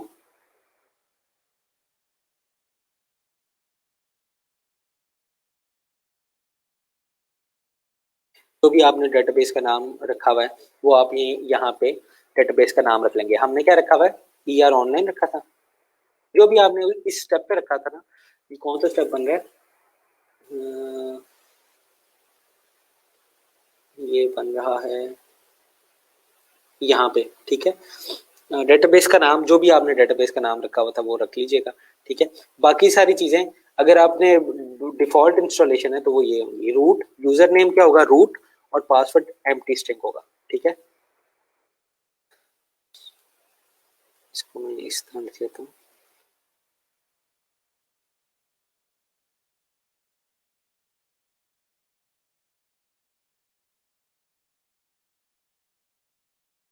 ठीक है।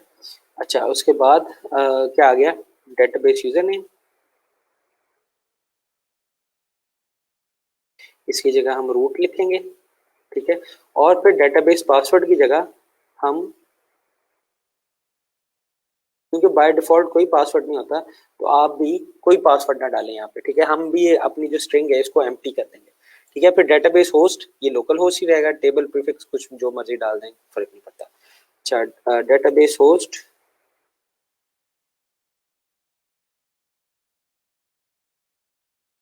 लोकल होस्ट,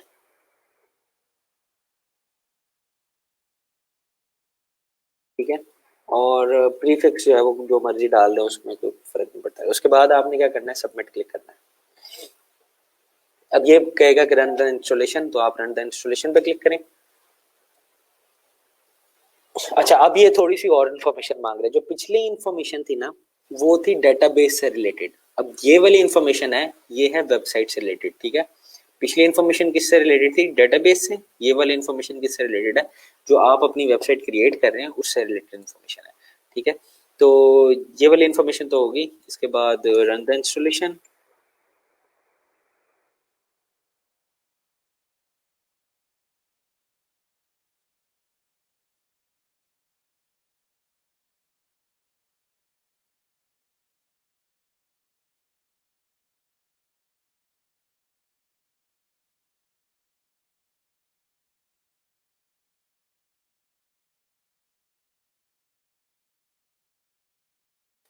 ठीक है। अब आप यहाँ पे आप कोई भी साइट टाइटल, अब ये पूछ रहा है इन्फॉर्मेशन क्या चाहिए, साइट टाइटल, या आपकी जो साइट है उसका टाइटल क्या होगा, ठीक है। तो मैं जो ER ऑनलाइन ही रख लेता हूँ,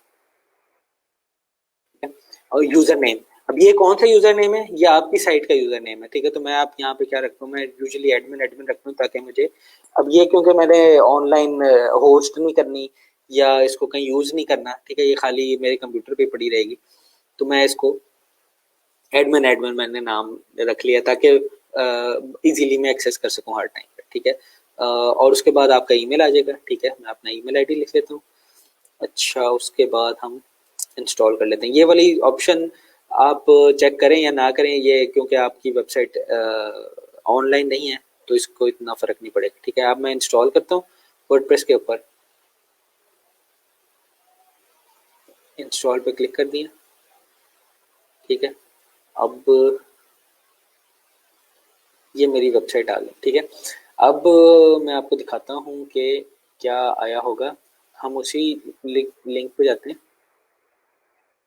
ER ऑनलाइन, ठीक है। तो यहाँ पे देखें आप, पहले कुछ भी नहीं आ रहा था, अब मेरे पास ये एक वेबसाइट आ गई है, छोटी सी बनी हुई, ठीक है। हेलो वर्ल्ड लिखा हुआ है यहाँ पे, categorize, welcome to WordPress, this is your first post, edit it और delete it, then start writing, और ये बाकी सारी चीज़ें आ गई, ठीक है। लेकिन अब यहाँ पे मैं इस चीज़ को मॉडिफाई कैसे कर सकता हूँ, जो हमारा कंटेंट मैनेजमेंट सिस्टम है वो कहाँ पे है। तो कंटेंट मैनेजमेंट सिस्टम के डैशबोर्ड पे लॉगिन करने के लिए हमें क्या करना पड़ेगा, या तो यहाँ से आप लॉगिन कर लें तो वो लॉगिन हो जाएगा, नहीं तो आप लिखें WP-admin, ठीक है, लिंक के साथ WP-admin, ठीक है।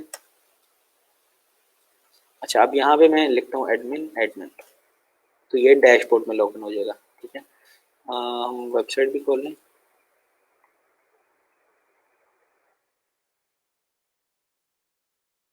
ठीक है। ये वेबसाइट है और ये इसका डैशबोर्ड है,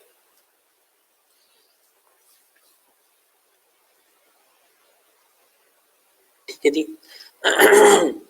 अच्छा यहाँ तक किसी के कोई, अच्छा ये कमेंट रह गया था। सर मैंने फाइबर का गिग बना लिया है, काइंडली चेक कर दीजिएगा। ठीक है, ठीक है। लोकल हो स्लैश पेज में पोस्ट।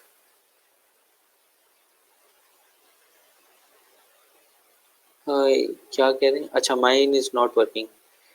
HTTPS पे कर रहे हैं आप? यार ये मैंने यहीं पे लिखा हुआ है, तो ये मेरा तो काम कर रहा है। ठीक है, HTTPS पे ये काम करता है कि नहीं करता है, इसको देख लेते हैं। ठीक है, तो ये HTTPS पे काम नहीं करेगा। आप क्या कर रहे हैं? आप HTTPS कर रहे हैं। ठीक है, तो ये आप HTTP करेंगे ना तो ये काम करेगा। HTTPS पे ये काम नहीं करेगा। ठीक है, बाकी सारा ठीक है। अगर आपका बाकी और साथ में ये दोनों अपाची और माई एसक्यूएल चल रही हो तो आपका ये वाला लिंक काम करेगा। ठीक है, लेकिन HTTPS पे काम नहीं करेगा, HTTP पे काम करेगा। ठीक हो गया? सर टेक्स्ट हटा दिया। If we create a site for our client then what will be the site title. जो भी जो क्लाइंट का टाइटल होगा, जो क्लाइंट की साइट का टाइटल होगा वो साइट टाइटल रखेंगे आप। ठीक है, तो ये इन्फॉर्मेशन आपके लिए है कि जो भी आपने एक साइट का नाम रखना है वो साइट का टाइटल आ जाएगा। सर ये सब HTML CSS बूटस्ट्रैप से एडिट करके दिखाइएगा। ये अच्छा, ये HTML CSS से ही होता है। ठीक है, अब यहाँ पे अगर मैं खोलूँ, जल्दी से हम देख लेते हैं। ये वेबसाइट बनी हुई है, कहाँ पे गई? PR ऑनलाइन, ये वेबसाइट है। ठीक है, अब ये पड़ी हुई है यहाँ, कंटेंट थीम्स। आप अभी देख लें, मैं ये कौन सी होगी? 2020 है। ठीक है, और इसका ये index.php, इसमें हेडर का सेक्शन होगा। हेडर का सेक्शन टेम्पलेट पार्ट्स में पड़ा होता है। Entry header.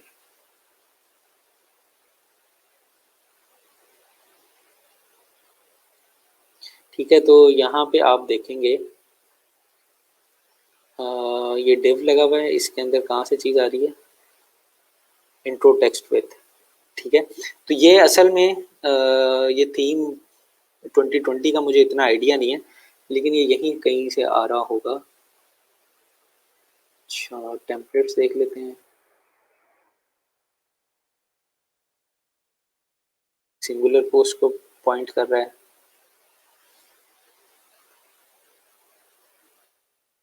इंडेक्स में ये हेडर में देख लेते हैं। अच्छा, यहाँ पे देखें, यहाँ पे आपका सारा HTML CSS पड़ी हुई है। ठीक है, तो ये HTML CSS अगर आपने करना है, ये साइट लोगो आगे, ये साइट लोगो और यहीं पे कहीं आ रहा होगा प्राइमरी नेव।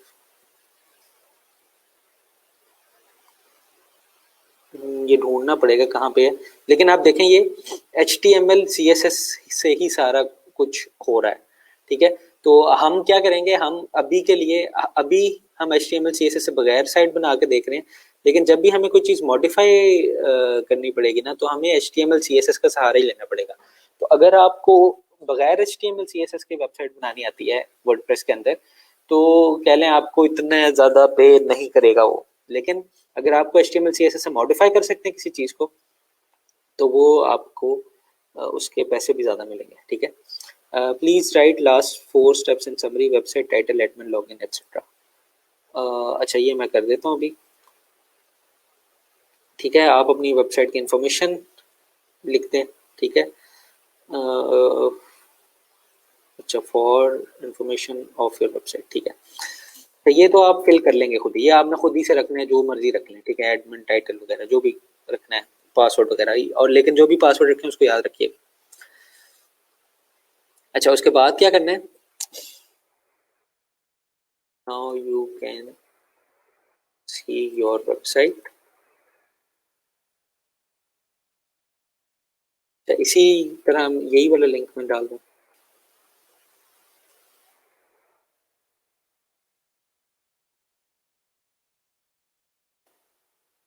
ठीक है, अब ये हो गया। अब हमने क्या करना है, हमने डैशबोर्ड पे लॉगिन करना है। नाउ टू लोग इसको ऐसे बैकएंड भी कहते हैं, लेकिन इसकी असल में ये डैशबोर्ड है। Log in into your WordPress dashboard,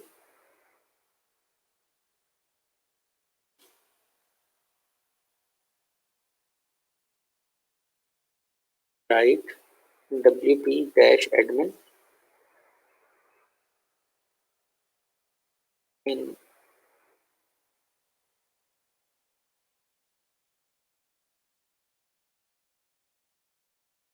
after your keyboard में लिखा रहा है, इसको दे देते हैं आफ्टर योर वेबसाइट। ठीक है, तो आपने ये जो भी लिंक आ रहा होगा इसके आगे क्या लिखना है, wp admin। यहाँ पे देखें ईआर ऑनलाइन है और यहाँ पे ये मैंने लिख दिया wp डैश एडमिन। ठीक है, तो वो आपसे यूजर नेम और पासवर्ड मांगेगा, वही आपने वही रखना है, एडमिन और एडमिन जो भी आपने यूजर नेम पासवर्ड सिलेक्ट किया था इस स्टेज के ऊपर, तो ये लॉगिन हो जाएगा। ठीक है, अब मैं करता क्या हूँ, अब वर्डप्रेस का काम क्या था, वर्डप्रेस का काम था कि किसी भी कह लें HTML CSS को बगैर यूज किए हुए मैं इस चीज को मॉडिफाई कर सकूं, एडिट कर सकूं। ठीक है, अब हम इसको एडिट कर सकते हैं, यहाँ पे जाते हैं पोस्ट के अंदर। ठीक है, ये एक पोस्ट है। ठीक है, this is your first post. ठीक है, अब मैं इसको एडिट करता हूँ।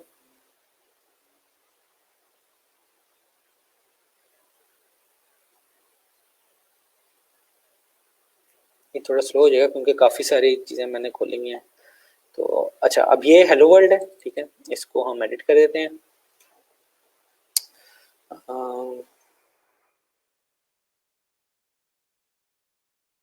Welcome to online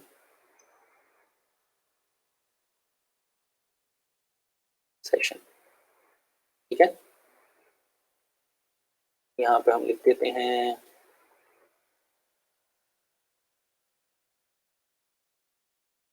first WordPress installation of this session.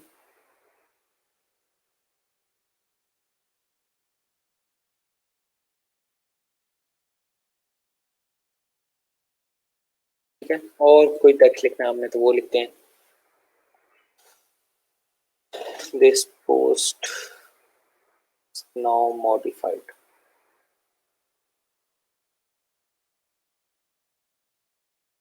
ठीक है, इसको मैं अपडेट कर देता हूँ।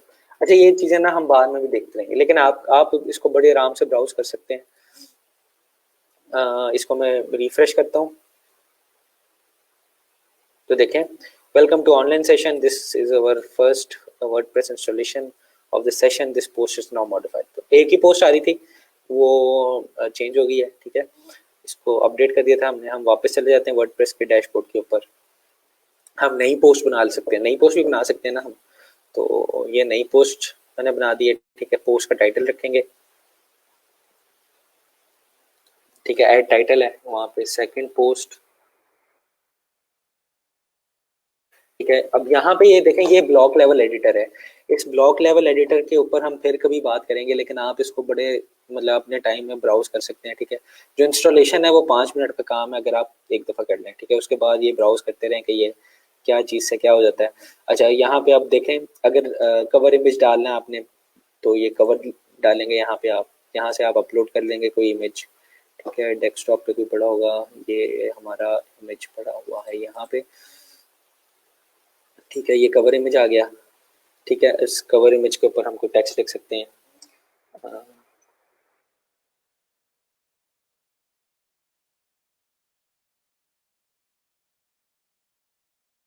ठीक है, अच्छा, इसके नीचे अगर मैंने कुछ वीडियो वगैरह डालनी है यूट्यूब से, तो मैं यूट्यूब से वीडियो डाल सकता हूँ। यहाँ से यूआरएल डालते हैं।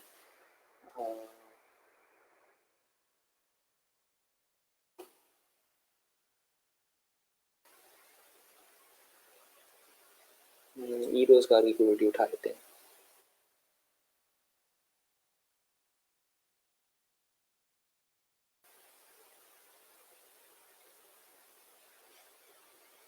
हाउ टू अप्लाई फॉर ई रोजगार। ठीक है, ये वीडियो उठा ली मैंने, इसका लिंक कॉपी करूंगा मैं और यहाँ पे पेस्ट कर दूंगा।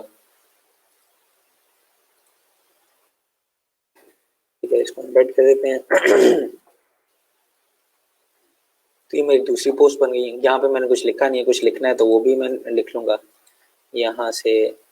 सॉरी, ग्रामरली आ गया यहाँ पे, ठीक है। यहाँ पे पैराग्राफ डालूंगा तो वो पैराग्राफ लिखना शुरू कर दूंगा,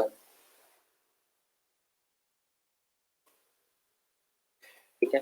इसको पब्लिश कर देते हैं। अच्छा, अभी ये आप इसको खुद ब्राउज कर सकते हैं कि ये एडिटर किस तरह काम कर रहे हैं, नहीं तो हम इसको अगले किसी सेशन में देख लेंगे, ठीक है। अभी हमारा मेन काम जो था वो था इसको इंस्टॉल करना, और वो हो गया है। दूसरी पोस्ट भी आपको दिखाया था मैं,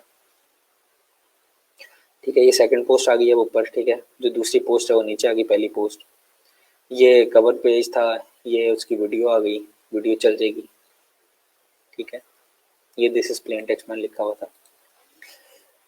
अच्छा, इसी तरह से पेजेस वगैरह आप मॉडिफाई कर सकते हैं, लेकिन जो मेन पावर है ना वर्डप्रेस की, वो मैं आपको भी दिखाता हूँ, ठीक है। ये मैं पोस्ट कर देता हूँ कि आपकी वर्डप्रेस की वेबसाइट इंस्टॉल हो गई है, ठीक है।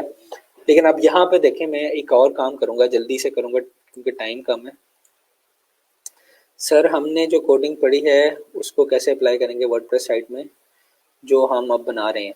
यार, ये मैं अभी आपको वर्डप्रेस का इंट्रोडक्शन कराया, उसके लिए ना हमें थोड़ी सी पीएचपी जो हमने अभी कोडिंग पढ़ी है वो नाकाफी है इस्तेमाल करने के लिए, ठीक है। ये जो सारी चीजें, इनफैक्ट ये जो सारी चीजें आ रही है ना, वो एच टी एम एल के थ्रू ही आ रही हैं। एच टी एम एल के थ्रू किस तरह से आ रही हैं कि वो थीम के थ्रू आ रही हैं। तो मेन पावर जो वर्डप्रेस के वो थीम के थ्रू है। यहाँ पे भी अगर आपने कुछ काम करना है, जिस तरह से आप कुछ फॉर्मेटिंग वगैरह करना चाहते हैं, तो यहाँ पे आप HTML का ब्लॉक सेलेक्ट करें, ठीक है। और यहाँ पे आप HTML लिख दें, जो भी लिखनी है आपने। तो इनफैक्ट ये जो जनरेट हो रही है ना, ये कंटेंट, ये HTML के थ्रू ही जनरेट हो रहा है। लेकिन आप देखें यहाँ पे हमारे पास लिमिटेशंस हैं, ठीक है। जिस तरह से मैं इसको उस तरह से स्टाइल नहीं कर सकता, इसको स्टाइल करना है CSS के लिए, तो CSS के थ्रू ही स्टाइल करना पड़ेगा, ठीक है, बाकी सारी चीज़ों को। तो यहाँ पे बस मैं ये चीज़ें डाल सकता हूँ जो मुझे, जितनी फंक्शनैलिटी वर्डप्रेस मुझे एडिट करने के लिए दे रहा है। लेकिन उससे ज़्यादा अगर मैंने एडिटिंग करनी है तो उसके लिए मुझे HTML CSS को इस्तेमाल करना पड़ेगा, ठीक है। तो अभी हम देख रहे हैं, आज का हमारा मकसद क्या था देखने का, कि वर्डप्रेस में हम जहाँ तक HTML CSS के बगैर एडिटिंग कर सकते हैं, या कोई बिल्कुल लेमैन है, बिल्कुल सिंपल सा ब्लॉग है, वो बंदा किस तरह से इंस्टॉल करके उसको चला सकता है, ठीक है। अच्छा, अब मैं एक काम करता हूँ, मैं एक थीम इंस्टॉल करता हूँ, और जो मेन पावर है वर्डप्रेस की वो मैं आपको दिखाता हूँ कि आप थीम इंस्टॉल कर सकते हैं। ये मैंने अपडेट नहीं किया, अच्छा इसको लीव कर देते हैं, चलें। हम करते हैं, एक जल्दी से थीम इंस्टॉल कर लेते हैं।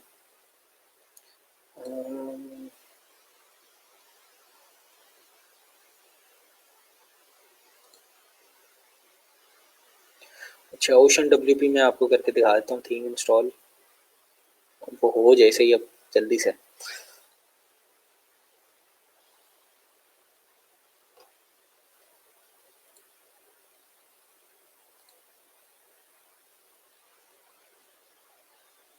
ये OceanWP आगे, इसको इंस्टॉल कर लेते हैं हम।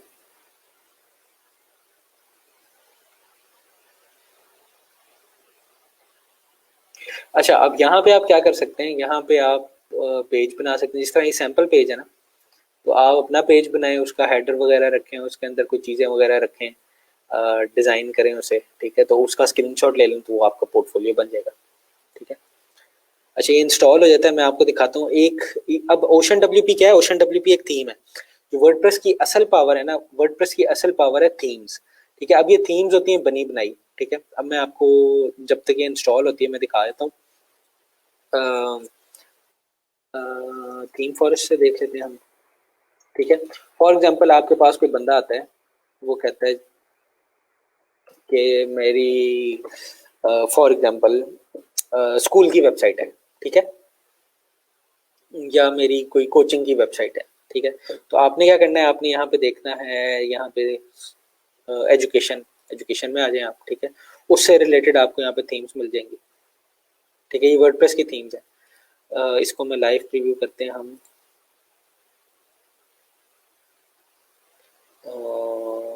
ये लाइव प्रीव्यू आ जाएगा इसका।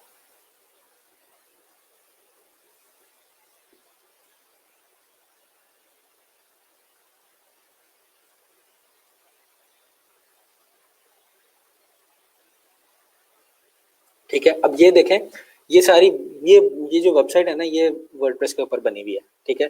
और ये जो थीम बनी हुई है ना, ये थीम बनी हुई है HTML CSS को यूज करके, ठीक है।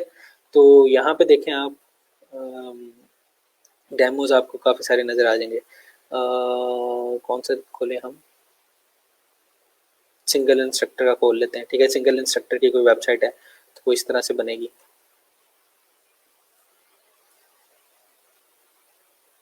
और ये भी खाली डेमो है, ठीक है। अब आप क्या कर सकते हैं, आप ये थीम खरीद सकते हैं और इस थीम को उठा के फिर मॉडिफाई कर सकते हैं, ठीक है। अब ये जिस तरह से ये काफ़ी सारी चीज़ें यहाँ पे ये बनी हुई हैं, ये इसी तरह से नज़र आएंगी, लेकिन फिर आपको इसको मॉडिफाई करना पड़ेगा एंड पे अपने क्लाइंट की नीड्स को पूरा करने के लिए, ठीक है। तो अब ये जो एजुकेशन वाली थीम है, ये तो चलें काफ़ी बड़ी, अगर हमने कोई सिंपल सी थीम उठानी है, कुछ कह लें कि एजेंसी है यहाँ पे, रिटेल रिटेल कर लें, ठीक है। अब रिटेल की चीज़ें क्या होती हैं, जो प्रोडक्ट्स आपने रिटेल करनी होती हैं, तो उसमें कुछ भी आ सकता है।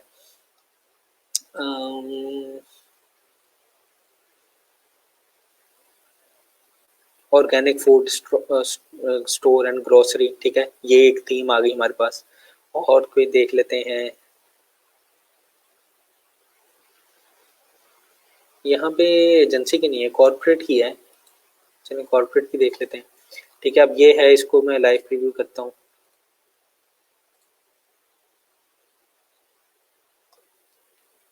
फिर अच्छा, ये कुछ मल्टीपर्पज थीम्स भी आ गई हमारे पास।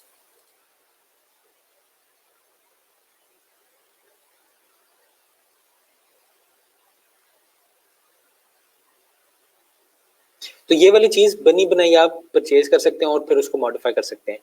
क्या आप इस तरह की चीज खुद भी बना सकते हैं, उसमें ज्यादा टाइम लगेगा, और अगर ज्यादा टाइम लगता है तो उतने ही ज्यादा आप पैसे चार्ज कर सकते हैं क्लाइंट से, ठीक है। लेकिन ये चीज आप कहें कि मैं अभी जो वर्डप्रेस इंस्टॉल की उसमें वैसे ही कर लूँ, तो वो उस तरह से मुश्किल है। आप कोई थीम इंस्टॉल करके उसको बड़े आराम से कर सकते हैं। मेरे ख्याल में ये एक्टिवेट करते हैं हम इसको, थीम को। अच्छा,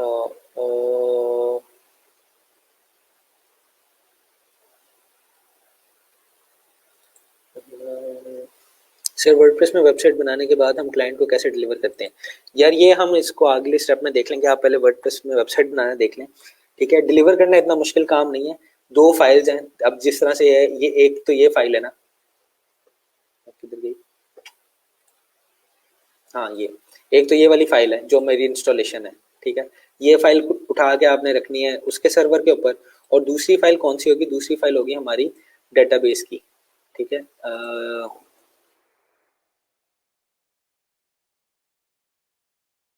वो भी हम एक दफ़ा काम शुरू करते हैं वर्डप्रेस के अंदर, वेबसाइट बनाना शुरू करते हैं, फिर हम उसको ट्रांसफ़र करना भी देख लेंगे, ठीक है। तो दूसरी फाइल होगी यहाँ से, इसको आपने एक्सपोर्ट करना है, ठीक है। तो वो एक्सपोर्ट हो जाएगी, ठीक है। अच्छा जी, ये एक्टिवेट हो गई, ठीक है। इसका प्लगइन हम इंस्टॉल कर लेते हैं।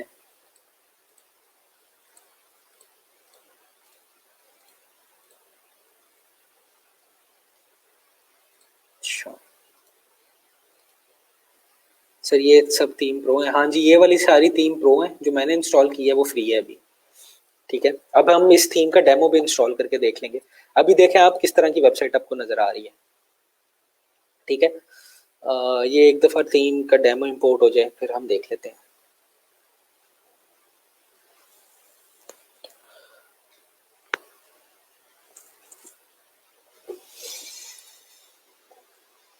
अच्छा कहाँ पे थे हम, अच्छा लाइव प्रीव्यू हमने किया नहीं हुआ, डेमोस देख लेते हैं। इस तरह से ये एक डेमो है।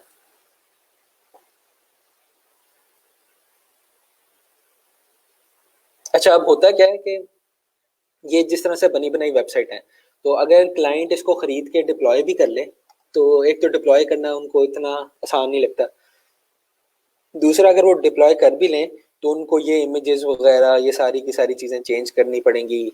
और हो सकता है कि उनको, अब जिस तरह से यहाँ पे ये चार नज़र आ रहे हैं, वो कहें कि ये चार ना हो, ये तीन हो जाए, ठीक है।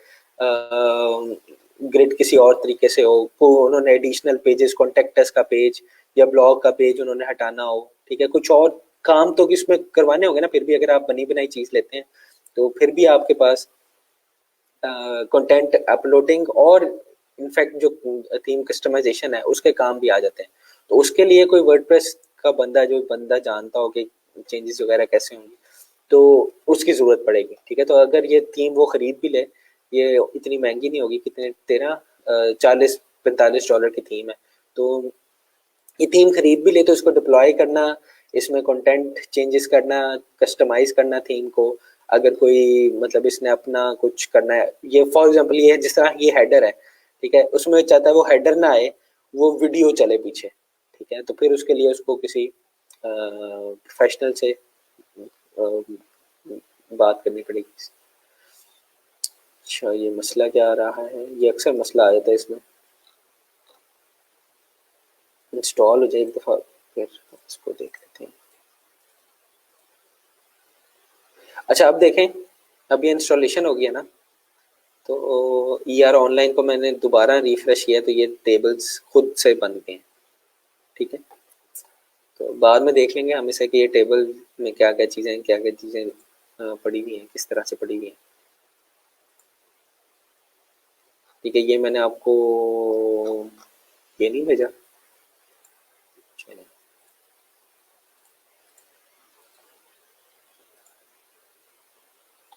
इंस्टॉल नहीं हुआ अभी तक।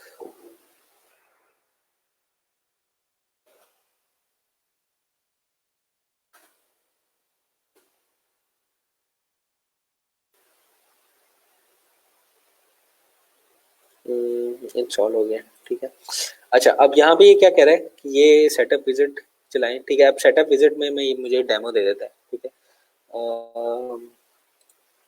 अच्छा, ये आप बेशक फॉलो ना करें, लेकिन मैं आपको बता रहा हूँ, ये मैंने एक थीम इंस्टॉल की है और इस थीम के अंदर यहाँ पे देखें, यहाँ पे मेरे पास काफ़ी सारी चीज़ें डेमोज आ गए हैं। ठीक है, फॉर एग्जांपल बिजनेस के डेमो आ गए मेरे पास, स्पोर्ट्स पेज के डेमो आ गए हैं। ठीक है, और इस तरह के काफ़ी सारी चीज़ें आ गई हैं, वन पेज ई कॉमर्स। ठीक है, तो हम एक छोटा सा अभी ब्लॉग सा कोई उठा लेते हैं, ये उठा लेते हैं, इसको मैं सेलेक्ट करता हूँ। ठीक है, इंस्टॉल डेमो। अच्छा, डेमो से पहले मुझे कुछ चीज़ें इंस्टॉल करनी पड़ेंगी, वो इंस्टॉल कर लेते हैं। अच्छा, इसमें थोड़ा टाइम लग जाएगा, 5-10 मिनट।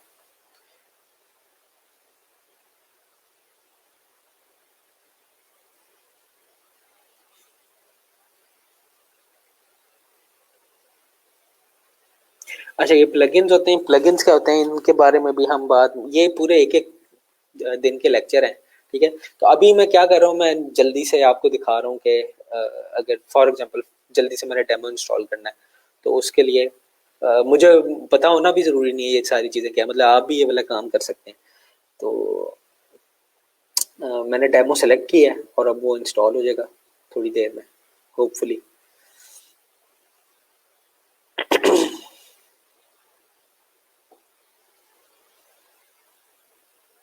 अच्छा, जब तक ये इंस्टॉल होता है मैं पानी ले आता हूँ और हम थोड़ी सी ब्रेक ले लेते हैं। ठीक है।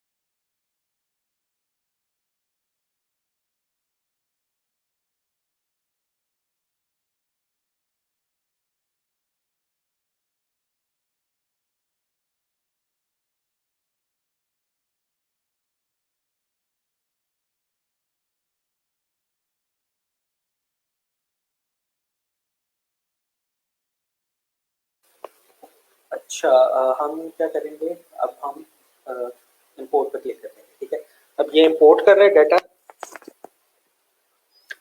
अब ये डाटा में क्या होता है, इसमें इमेजेस वगैरह, सेटिंग्स और क्या लें, पोस्ट पेजेस जितने भी बने हुए हैं ना डेमो के अंदर, वो यहाँ पे इंपोर्ट हो रहे होते हैं। ठीक है, इसमें भी कह लें 1-2 मिनट लगेंगे। तब तक आपके क्वेश्चन ले लेते हैं।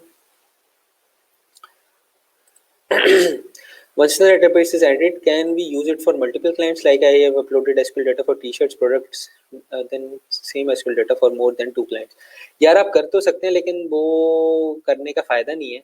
मतलब हर चीज़ के लिए अलग डेटाबेस रखेंगे, वो सही भी रहेगी। ठीक है, आप एक डेटाबेस को 2 क्लाइंट्स के लिए या 2 चीज़ों के लिए यूज़ कर सकते हैं, लेकिन मतलब आप कॉपी कर लें। अगर आपने वो वाला कह लें, ये जो डाटा है ये आपने यूज़ करना है, तो आप इसको एक नया टेबल बना के ये वाली चीज़ें उसमें डाल दें डेटाबेस के अंदर। लेकिन 2 डेटाबेस अलग अलग रखेंगे तो वो अलग अलग मैनेज करना आसान है।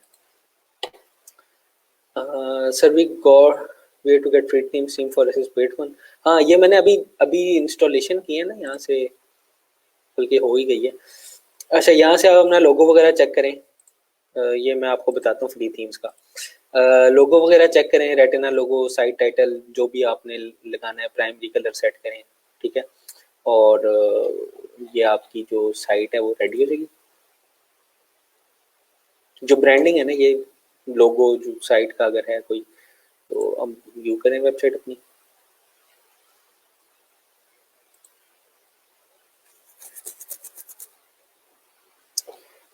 अच्छा, आप देखें, अब ये वही साइट है, ये वही साइट अब चेंज हो गई है।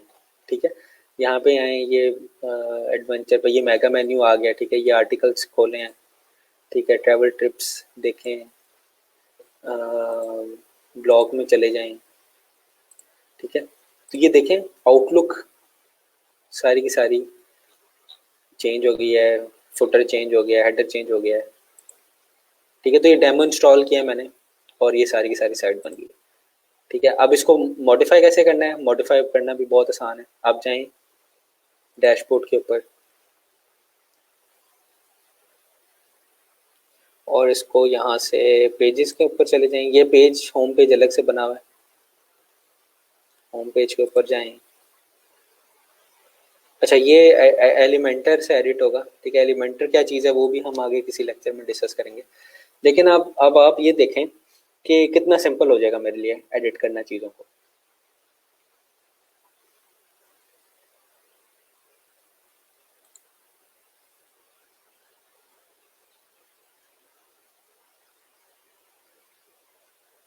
ये लोड हो रहा है पेज। ठीक है, अब यहाँ पे देखें, फॉर एग्जांपल अब मैंने ये बैकग्राउंड चेंज करना है। ठीक है, तो मैं क्या करूँगा, इसको सिलेक्ट करते हैं हम। अच्छा, यहाँ पे स्टाइल में आ जाएगा भाई जी, ये बैकग्राउंड आ गया। चूज इमेज करते हैं हम। ठीक है, अभी कोई इमेज नहीं होगा, इसको अपलोड कर लेते हैं डेस्कटॉप से कोई इमेज। ये इमेज फॉर एग्जांपल अपलोड किया मैंने अगर। ठीक है, ये इमेज आ गया। ठीक है, इसको टेक्स्ट पर चेंज करना मैंने, इस टेक्स्ट पर चेंज कर लेते हैं। ठीक है, और ये लोगो चेंज करने मैंने फॉर एग्जांपल। ठीक है, ये अभी स्टार का लोगो है, तो ये आइकन की लाइब्रेरी है पूरी मेरे पास, यहाँ से चेंज कर सकते हैं इसको। ये लोड नहीं होगा, हाँ। ठीक है, और मैंने कुछ चेंज करने हैं, चेंजेस करने हैं, कुछ चीज़ ऐड करनी है। ठीक है, वीडियो फॉर एग्जांपल ऐड करनी है, तो मैं यहाँ से वीडियो ऐड कर सकता हूँ।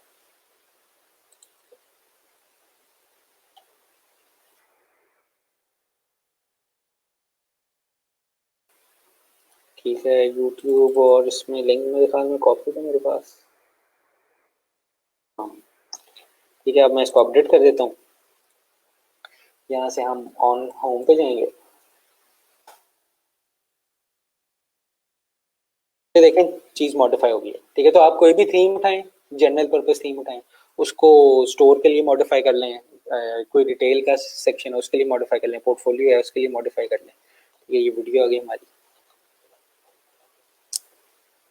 ठीक है, तो इसमें मतलब अब ये जो इंट्रोडक्टरी लेक्चर था, इसमें बताना था कि इसमें वर्डप्रेस में काम करने कितना आसान। अच्छा, अब ये वाला जो आसान काम है ना, इसके पैसे कम मिलते हैं। अगर आपको ये थीम बनानी आती है जो HTML CSS PHP यूज करके बनेगी या और चीजें यूज करके बनेगी, तो उसके पैसे कह लें 10 टाइम ज्यादा होते हैं। ठीक है, अब ये वाला काम तो कोई भी कर सकता है ना जो मैंने अभी किया है। ठीक है, ये मैं आपको बताऊंगा, ये आप सीख जाएंगे। तो इसके पैसे, इसके भी अच्छे पैसे मिल जाते हैं अगर आप काफी ज्यादा काम पकड़ सकते हैं। इसमें मेहनत है आपके पास, जितना काम पकड़ने आप उतने पैसे मिल जाएंगे आपके पास।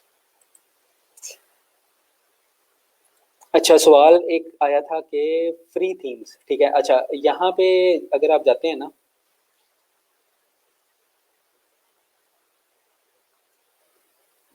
अपेरेंस में, थीम्स में, तो ऐड न्यू करेंगे तो यहाँ पे आपको काफ़ी सारे फ्री थीम्स भी मिल जाएंगे। जिस तरह ये ओशन WP है, ये फ्री थीम थी। ठीक है, आप फीचर्ड में जाएं, पॉपुलर में जाएं, पॉपुलर में आपको काफ़ी सारी फ्री थीम्स मिल जाएंगी यहाँ पे। ठीक है, और ज़रूरी नहीं उन थीम के डेमो, ये ओशन WP के भी कुछ डेमोज हैं, कुछ डेमोज पेड हैं। ठीक है, कुछ फंक्शनैलिटीज पेड है। तो बाकी हम थीम बनाना खुद भी सीख लेंगे कि हमने अगर खुद से थीम बनानी हो वो कैसे बना सकते हैं। ठीक है, तो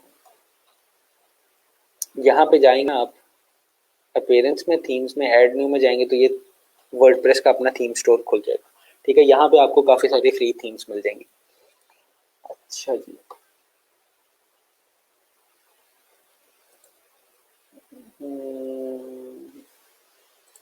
अच्छा sir, one theme can use for only one purpose और फॉर मल्टीपल पर्पस। यार ये डिपेंड करता है, कुछ मल्टीपर्पज थीम्स भी होती हैं, कुछ सिंगल पर्पस थीम्स भी होती हैं। ये जो ओशन वर्डप्रेस है ना, ये मल्टीपर्पज थीम्स हैं।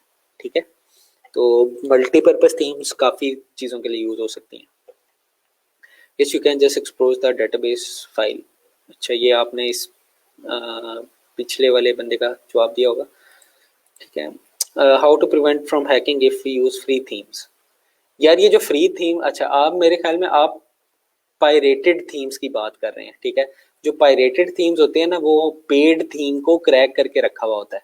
तो मैं तो बिल्कुल नहीं सजेस्ट करूंगा कि आप पायरेटेड थीम यूज करें। अच्छा, अब आपने अगर कोई थीम यूज करनी है ना, पायरेटेड थीम यूज करनी है, तो वो आपने खाली अपने चेक करने के लिए कि थीम किस तरह से चलती है, किस तरह से काम करती है, उसके लिए यूज कर सकते हैं। लेकिन पायरेट थीम आप किसी क्लाइंट को अगर टिका दें तो वो बिल्कुल अच्छी बात नहीं है। आप पेड थीम लें या क्लाइंट से कहें कि वो थीम के लिए मैं थीम यूज कर रहा हूँ, आप थीम को पे करें, थीम का पे करें मुझे। ठीक है, बाकी मैं चीज़ें जो है वो डिप्लॉय कर दूंगा, आपको उसको बना के दे दूंगा। तो पायरेटेड थीम यूज ना करें, उसके अंदर ट्रिगर कोड्स होते हैं जिसकी वजह से आपकी साइट जो सही फंक्शनिंग साइट होगी वो चलना बंद हो जाएगी। ठीक है, लेकिन जो यहाँ पे फ्री थीम्स मिल रही हैं आपको, ये बिल्कुल ठीक थीम है, इनके अंदर कोई ट्रिगर कोड्स वगैरह कुछ भी नहीं लगा होता। ठीक है, does title line of the website affect to gets it. हाँ जी, बिल्कुल टाइटल भी यूजुअली, लेकिन टाइटल में आपकी वेबसाइट का नाम ही होता है फॉर एग्जाम्पल। लेकिन अगर आप वेबसाइट का नाम भी अगर कोई सर्च करे और वही टाइटल में हो, जिस तरह से हम ई रोजगार रखते हैं अपनी वेबसाइट का नाम, और अगर कोई बंदा ई रोजगार सर्च करता है, मेरी वेबसाइट के टाइटल में ई रोजगार है, तो वो काफी हेल्प करेगा मेरी गूगल की रैंकिंग को। ठीक है, अच्छा जी। Sir, WordPress developer perform what duties on daily basis. ये डिपेंड करता है, काफ़ी सारे काम करते हैं। जो यूजुअली काम होता है ना वो उनका, ये तो हमने किया ना, कह लें डिप्लॉय किया थी। जो वर्डप्रेस डेवलपर होता है उसकी बहुत सारी कह लें कि काम हो सकते हैं। जिस तरह से मेन काम जो होता है ना वो होता है इस थीम्स के अंदर। ठीक है, ये थीम बनानी, ठीक है, हम ये थीम बनाना, ये थीम, ये फाइल्स है ना, जिस तरह से हमने एक थीम इंस्टॉल की है, वो हम थीम कैसे बना सकते हैं। ठीक है, और इसके अलावा फिर हमारे पास प्लगइन्स होते हैं, ये प्लगइन्स, ठीक है, ये प्लगइन्स की फाइल, ये इसमें PHP यूज होती है काफ़ी ज़्यादा, इसमें ज़्यादा कोडिंग यूज होती है, इसमें ज़्यादा आप कह लें जो थीम्स हैं उसमें ज़्यादा HTML CSS यूज होती है। ठीक है, थोड़ी सी PHP की कोडिंग यूज होती है। तो अब देखें हर उसका ना ये स्टाइल फाइल होगी, style.css, इसको मैं खोलता हूँ। अब ये 2020 थीम है, तो इसकी ये style.css आ गई मेरे पास। ठीक है, बल्कि इवन अभी जो हमने इंस्टॉल की है ओशन WP, इसकी style.css भी है, और इसको style.css से भी हम चेंज करके अपनी वेबसाइट को मॉडिफाई कर सकते हैं। ठीक है, अच्छा इसकी कहाँ पे पड़ी हुई है, एसेट्स CSS में पड़ी हुई है।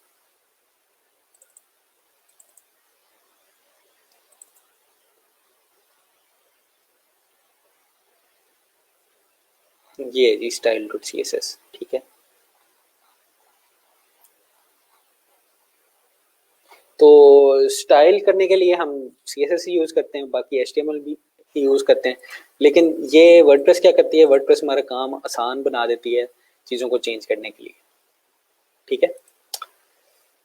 अच्छा जी, can tags be edited in WP theme, it will help for ranking. हाँ जी, टैग्स बिल्कुल सब कुछ ऐड हो जाता है, WP थीम हम खुद बनाएंगे, ठीक है। तो ये जो बनी बनाई थीम्स हैं, इनका थोड़े से डाउन साइड ये होते हैं कि ये कुछ यूज़ कर रहे होते हैं, जिस तरह एलिमेंटर यूज़ कर रही है ये, तो उससे मेरी वेबसाइट की स्पीड थोड़ी सी स्लो हो जाएगी, ठीक है। लेकिन जब हम खुद थीम बनाएंगे, उससे हम वेबसाइट की स्पीड जितनी मर्जी तेज रख सकते हैं, और जो खुद थीम बनाते हैं उसके पे भी काफ़ी ज़्यादा करते हैं, तो ठीक है। आज के लिए हम इतना ही रखते हैं। कोई सवाल वगैरह होंगे तो आप पूछ लीजिएगा। कल मैं आपको डेमो का भी बता दूंगा। कल मैं ये एक्सरसाइज ना कह लें कि पहले आधे घंटे में रिपीट कर दूंगा, तो ये हमारे रिफ्रेशर भी हो जाएगा एक तरीके से, और कह लें कि 2 दिन वीडियो भी पड़ी रहेगी। आप ये कोशिश कर लें, जैप इंस्टॉल कर लें, जो भी मसले वगैरह आते हैं वो जनरल पे भेज दें, बल्कि कुछ आए हुए होंगे उनको देख लेते हैं। अच्छा जी, ये क्या मसला आया है, इसमें कह रहा है दिस में डोंट ब्लॉक पोर्ट। अच्छा, आप देखें कि आपने IIS तो इंस्टॉल नहीं किया हुआ, एक दूसरा स्काइप अगर इंस्टॉल किया हुआ है उसकी सेटिंग देखें कि वो पोर्ट 80 पे क्यों नहीं चल रहा। तीसरा ये देखें कि ये मल्टीपल तो नहीं आपने खोले हुए अपाची, ठीक है। बल्कि ये आ रहा है, बल्कि this program can start because, यार ये एरर मुझे याद पड़ता है किसी वजह से आता था कि .NET फ्रेमवर्क मिसिंग होता था या किसी और वजह से, ठीक है। तो इसको आप सर्च कर लें इस वाले एरर को, ठीक है। ये मेरे ख्याल में ना कोई डिपेंडेंसी मिसिंग है जिसमें .NET फ्रेमवर्क 4 पॉइंट समथिंग वगैरह इंस्टॉल करने का कहेगा, ठीक है। ये मैं आपको सोल्यूशन इसका देख के भी बता देता हूँ। ये डाउनलोड ना करें, ये यूजुअली ये जो डाउनलोड, ये जो मिसिंग DLL फाइल देते हैं ना, उसमें वायरस भी होता है, ठीक है। ये देखें ये DLL फाइल मिस क्यों हो रही है, ठीक है। मेरे ख्याल में ये होती है कुछ .NET फ्रेमवर्क की वजह से।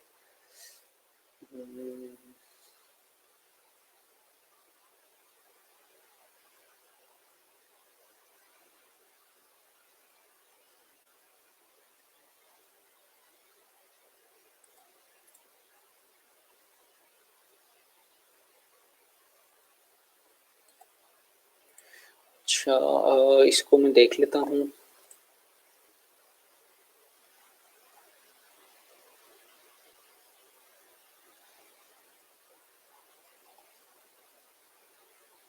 हाँ, ये visual C++ distribute for visual studio 2015, ठीक है।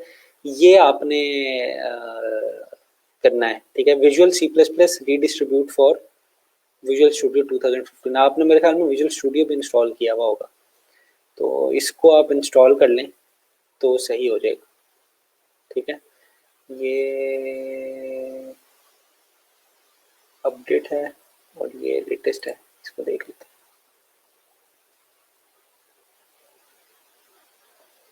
ठीक है, आप इसको डाउनलोड करके और ऑफिशियल लिंक से डाउनलोड किया करें। ये देखें माइक्रोसॉफ्ट का ऑफिशियल लिंक, यहाँ से ये डाउनलोड कर लें और इसको इंस्टॉल कर लें। मैं आपको भेजता हूँ ये लिंक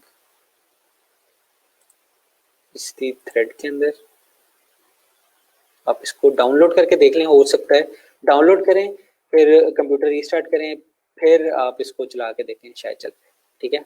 मैं पेस्ट कर, ठीक है। और ये वाले ज़्यादातर मसले इसलिए आते हैं क्योंकि जो यूजुअली विंडोज़ है ना, जिस तरह आपकी मेरे ख्याल में विंडोज 7 है, ये क्रैक्ड है, ठीक है। तो क्रैक्ड विंडोज़ के अंदर कुछ DLL वगैरह मिस करके वो ये वाटर मार्क ख़त्म करते हैं, तो इस वजह से ये एरर आते हैं। लेकिन ये आप करके देख लें, मेरे ख्याल में ये सही हो जाएगा। इसको डाउनलोड करें, इंस्टॉल करें।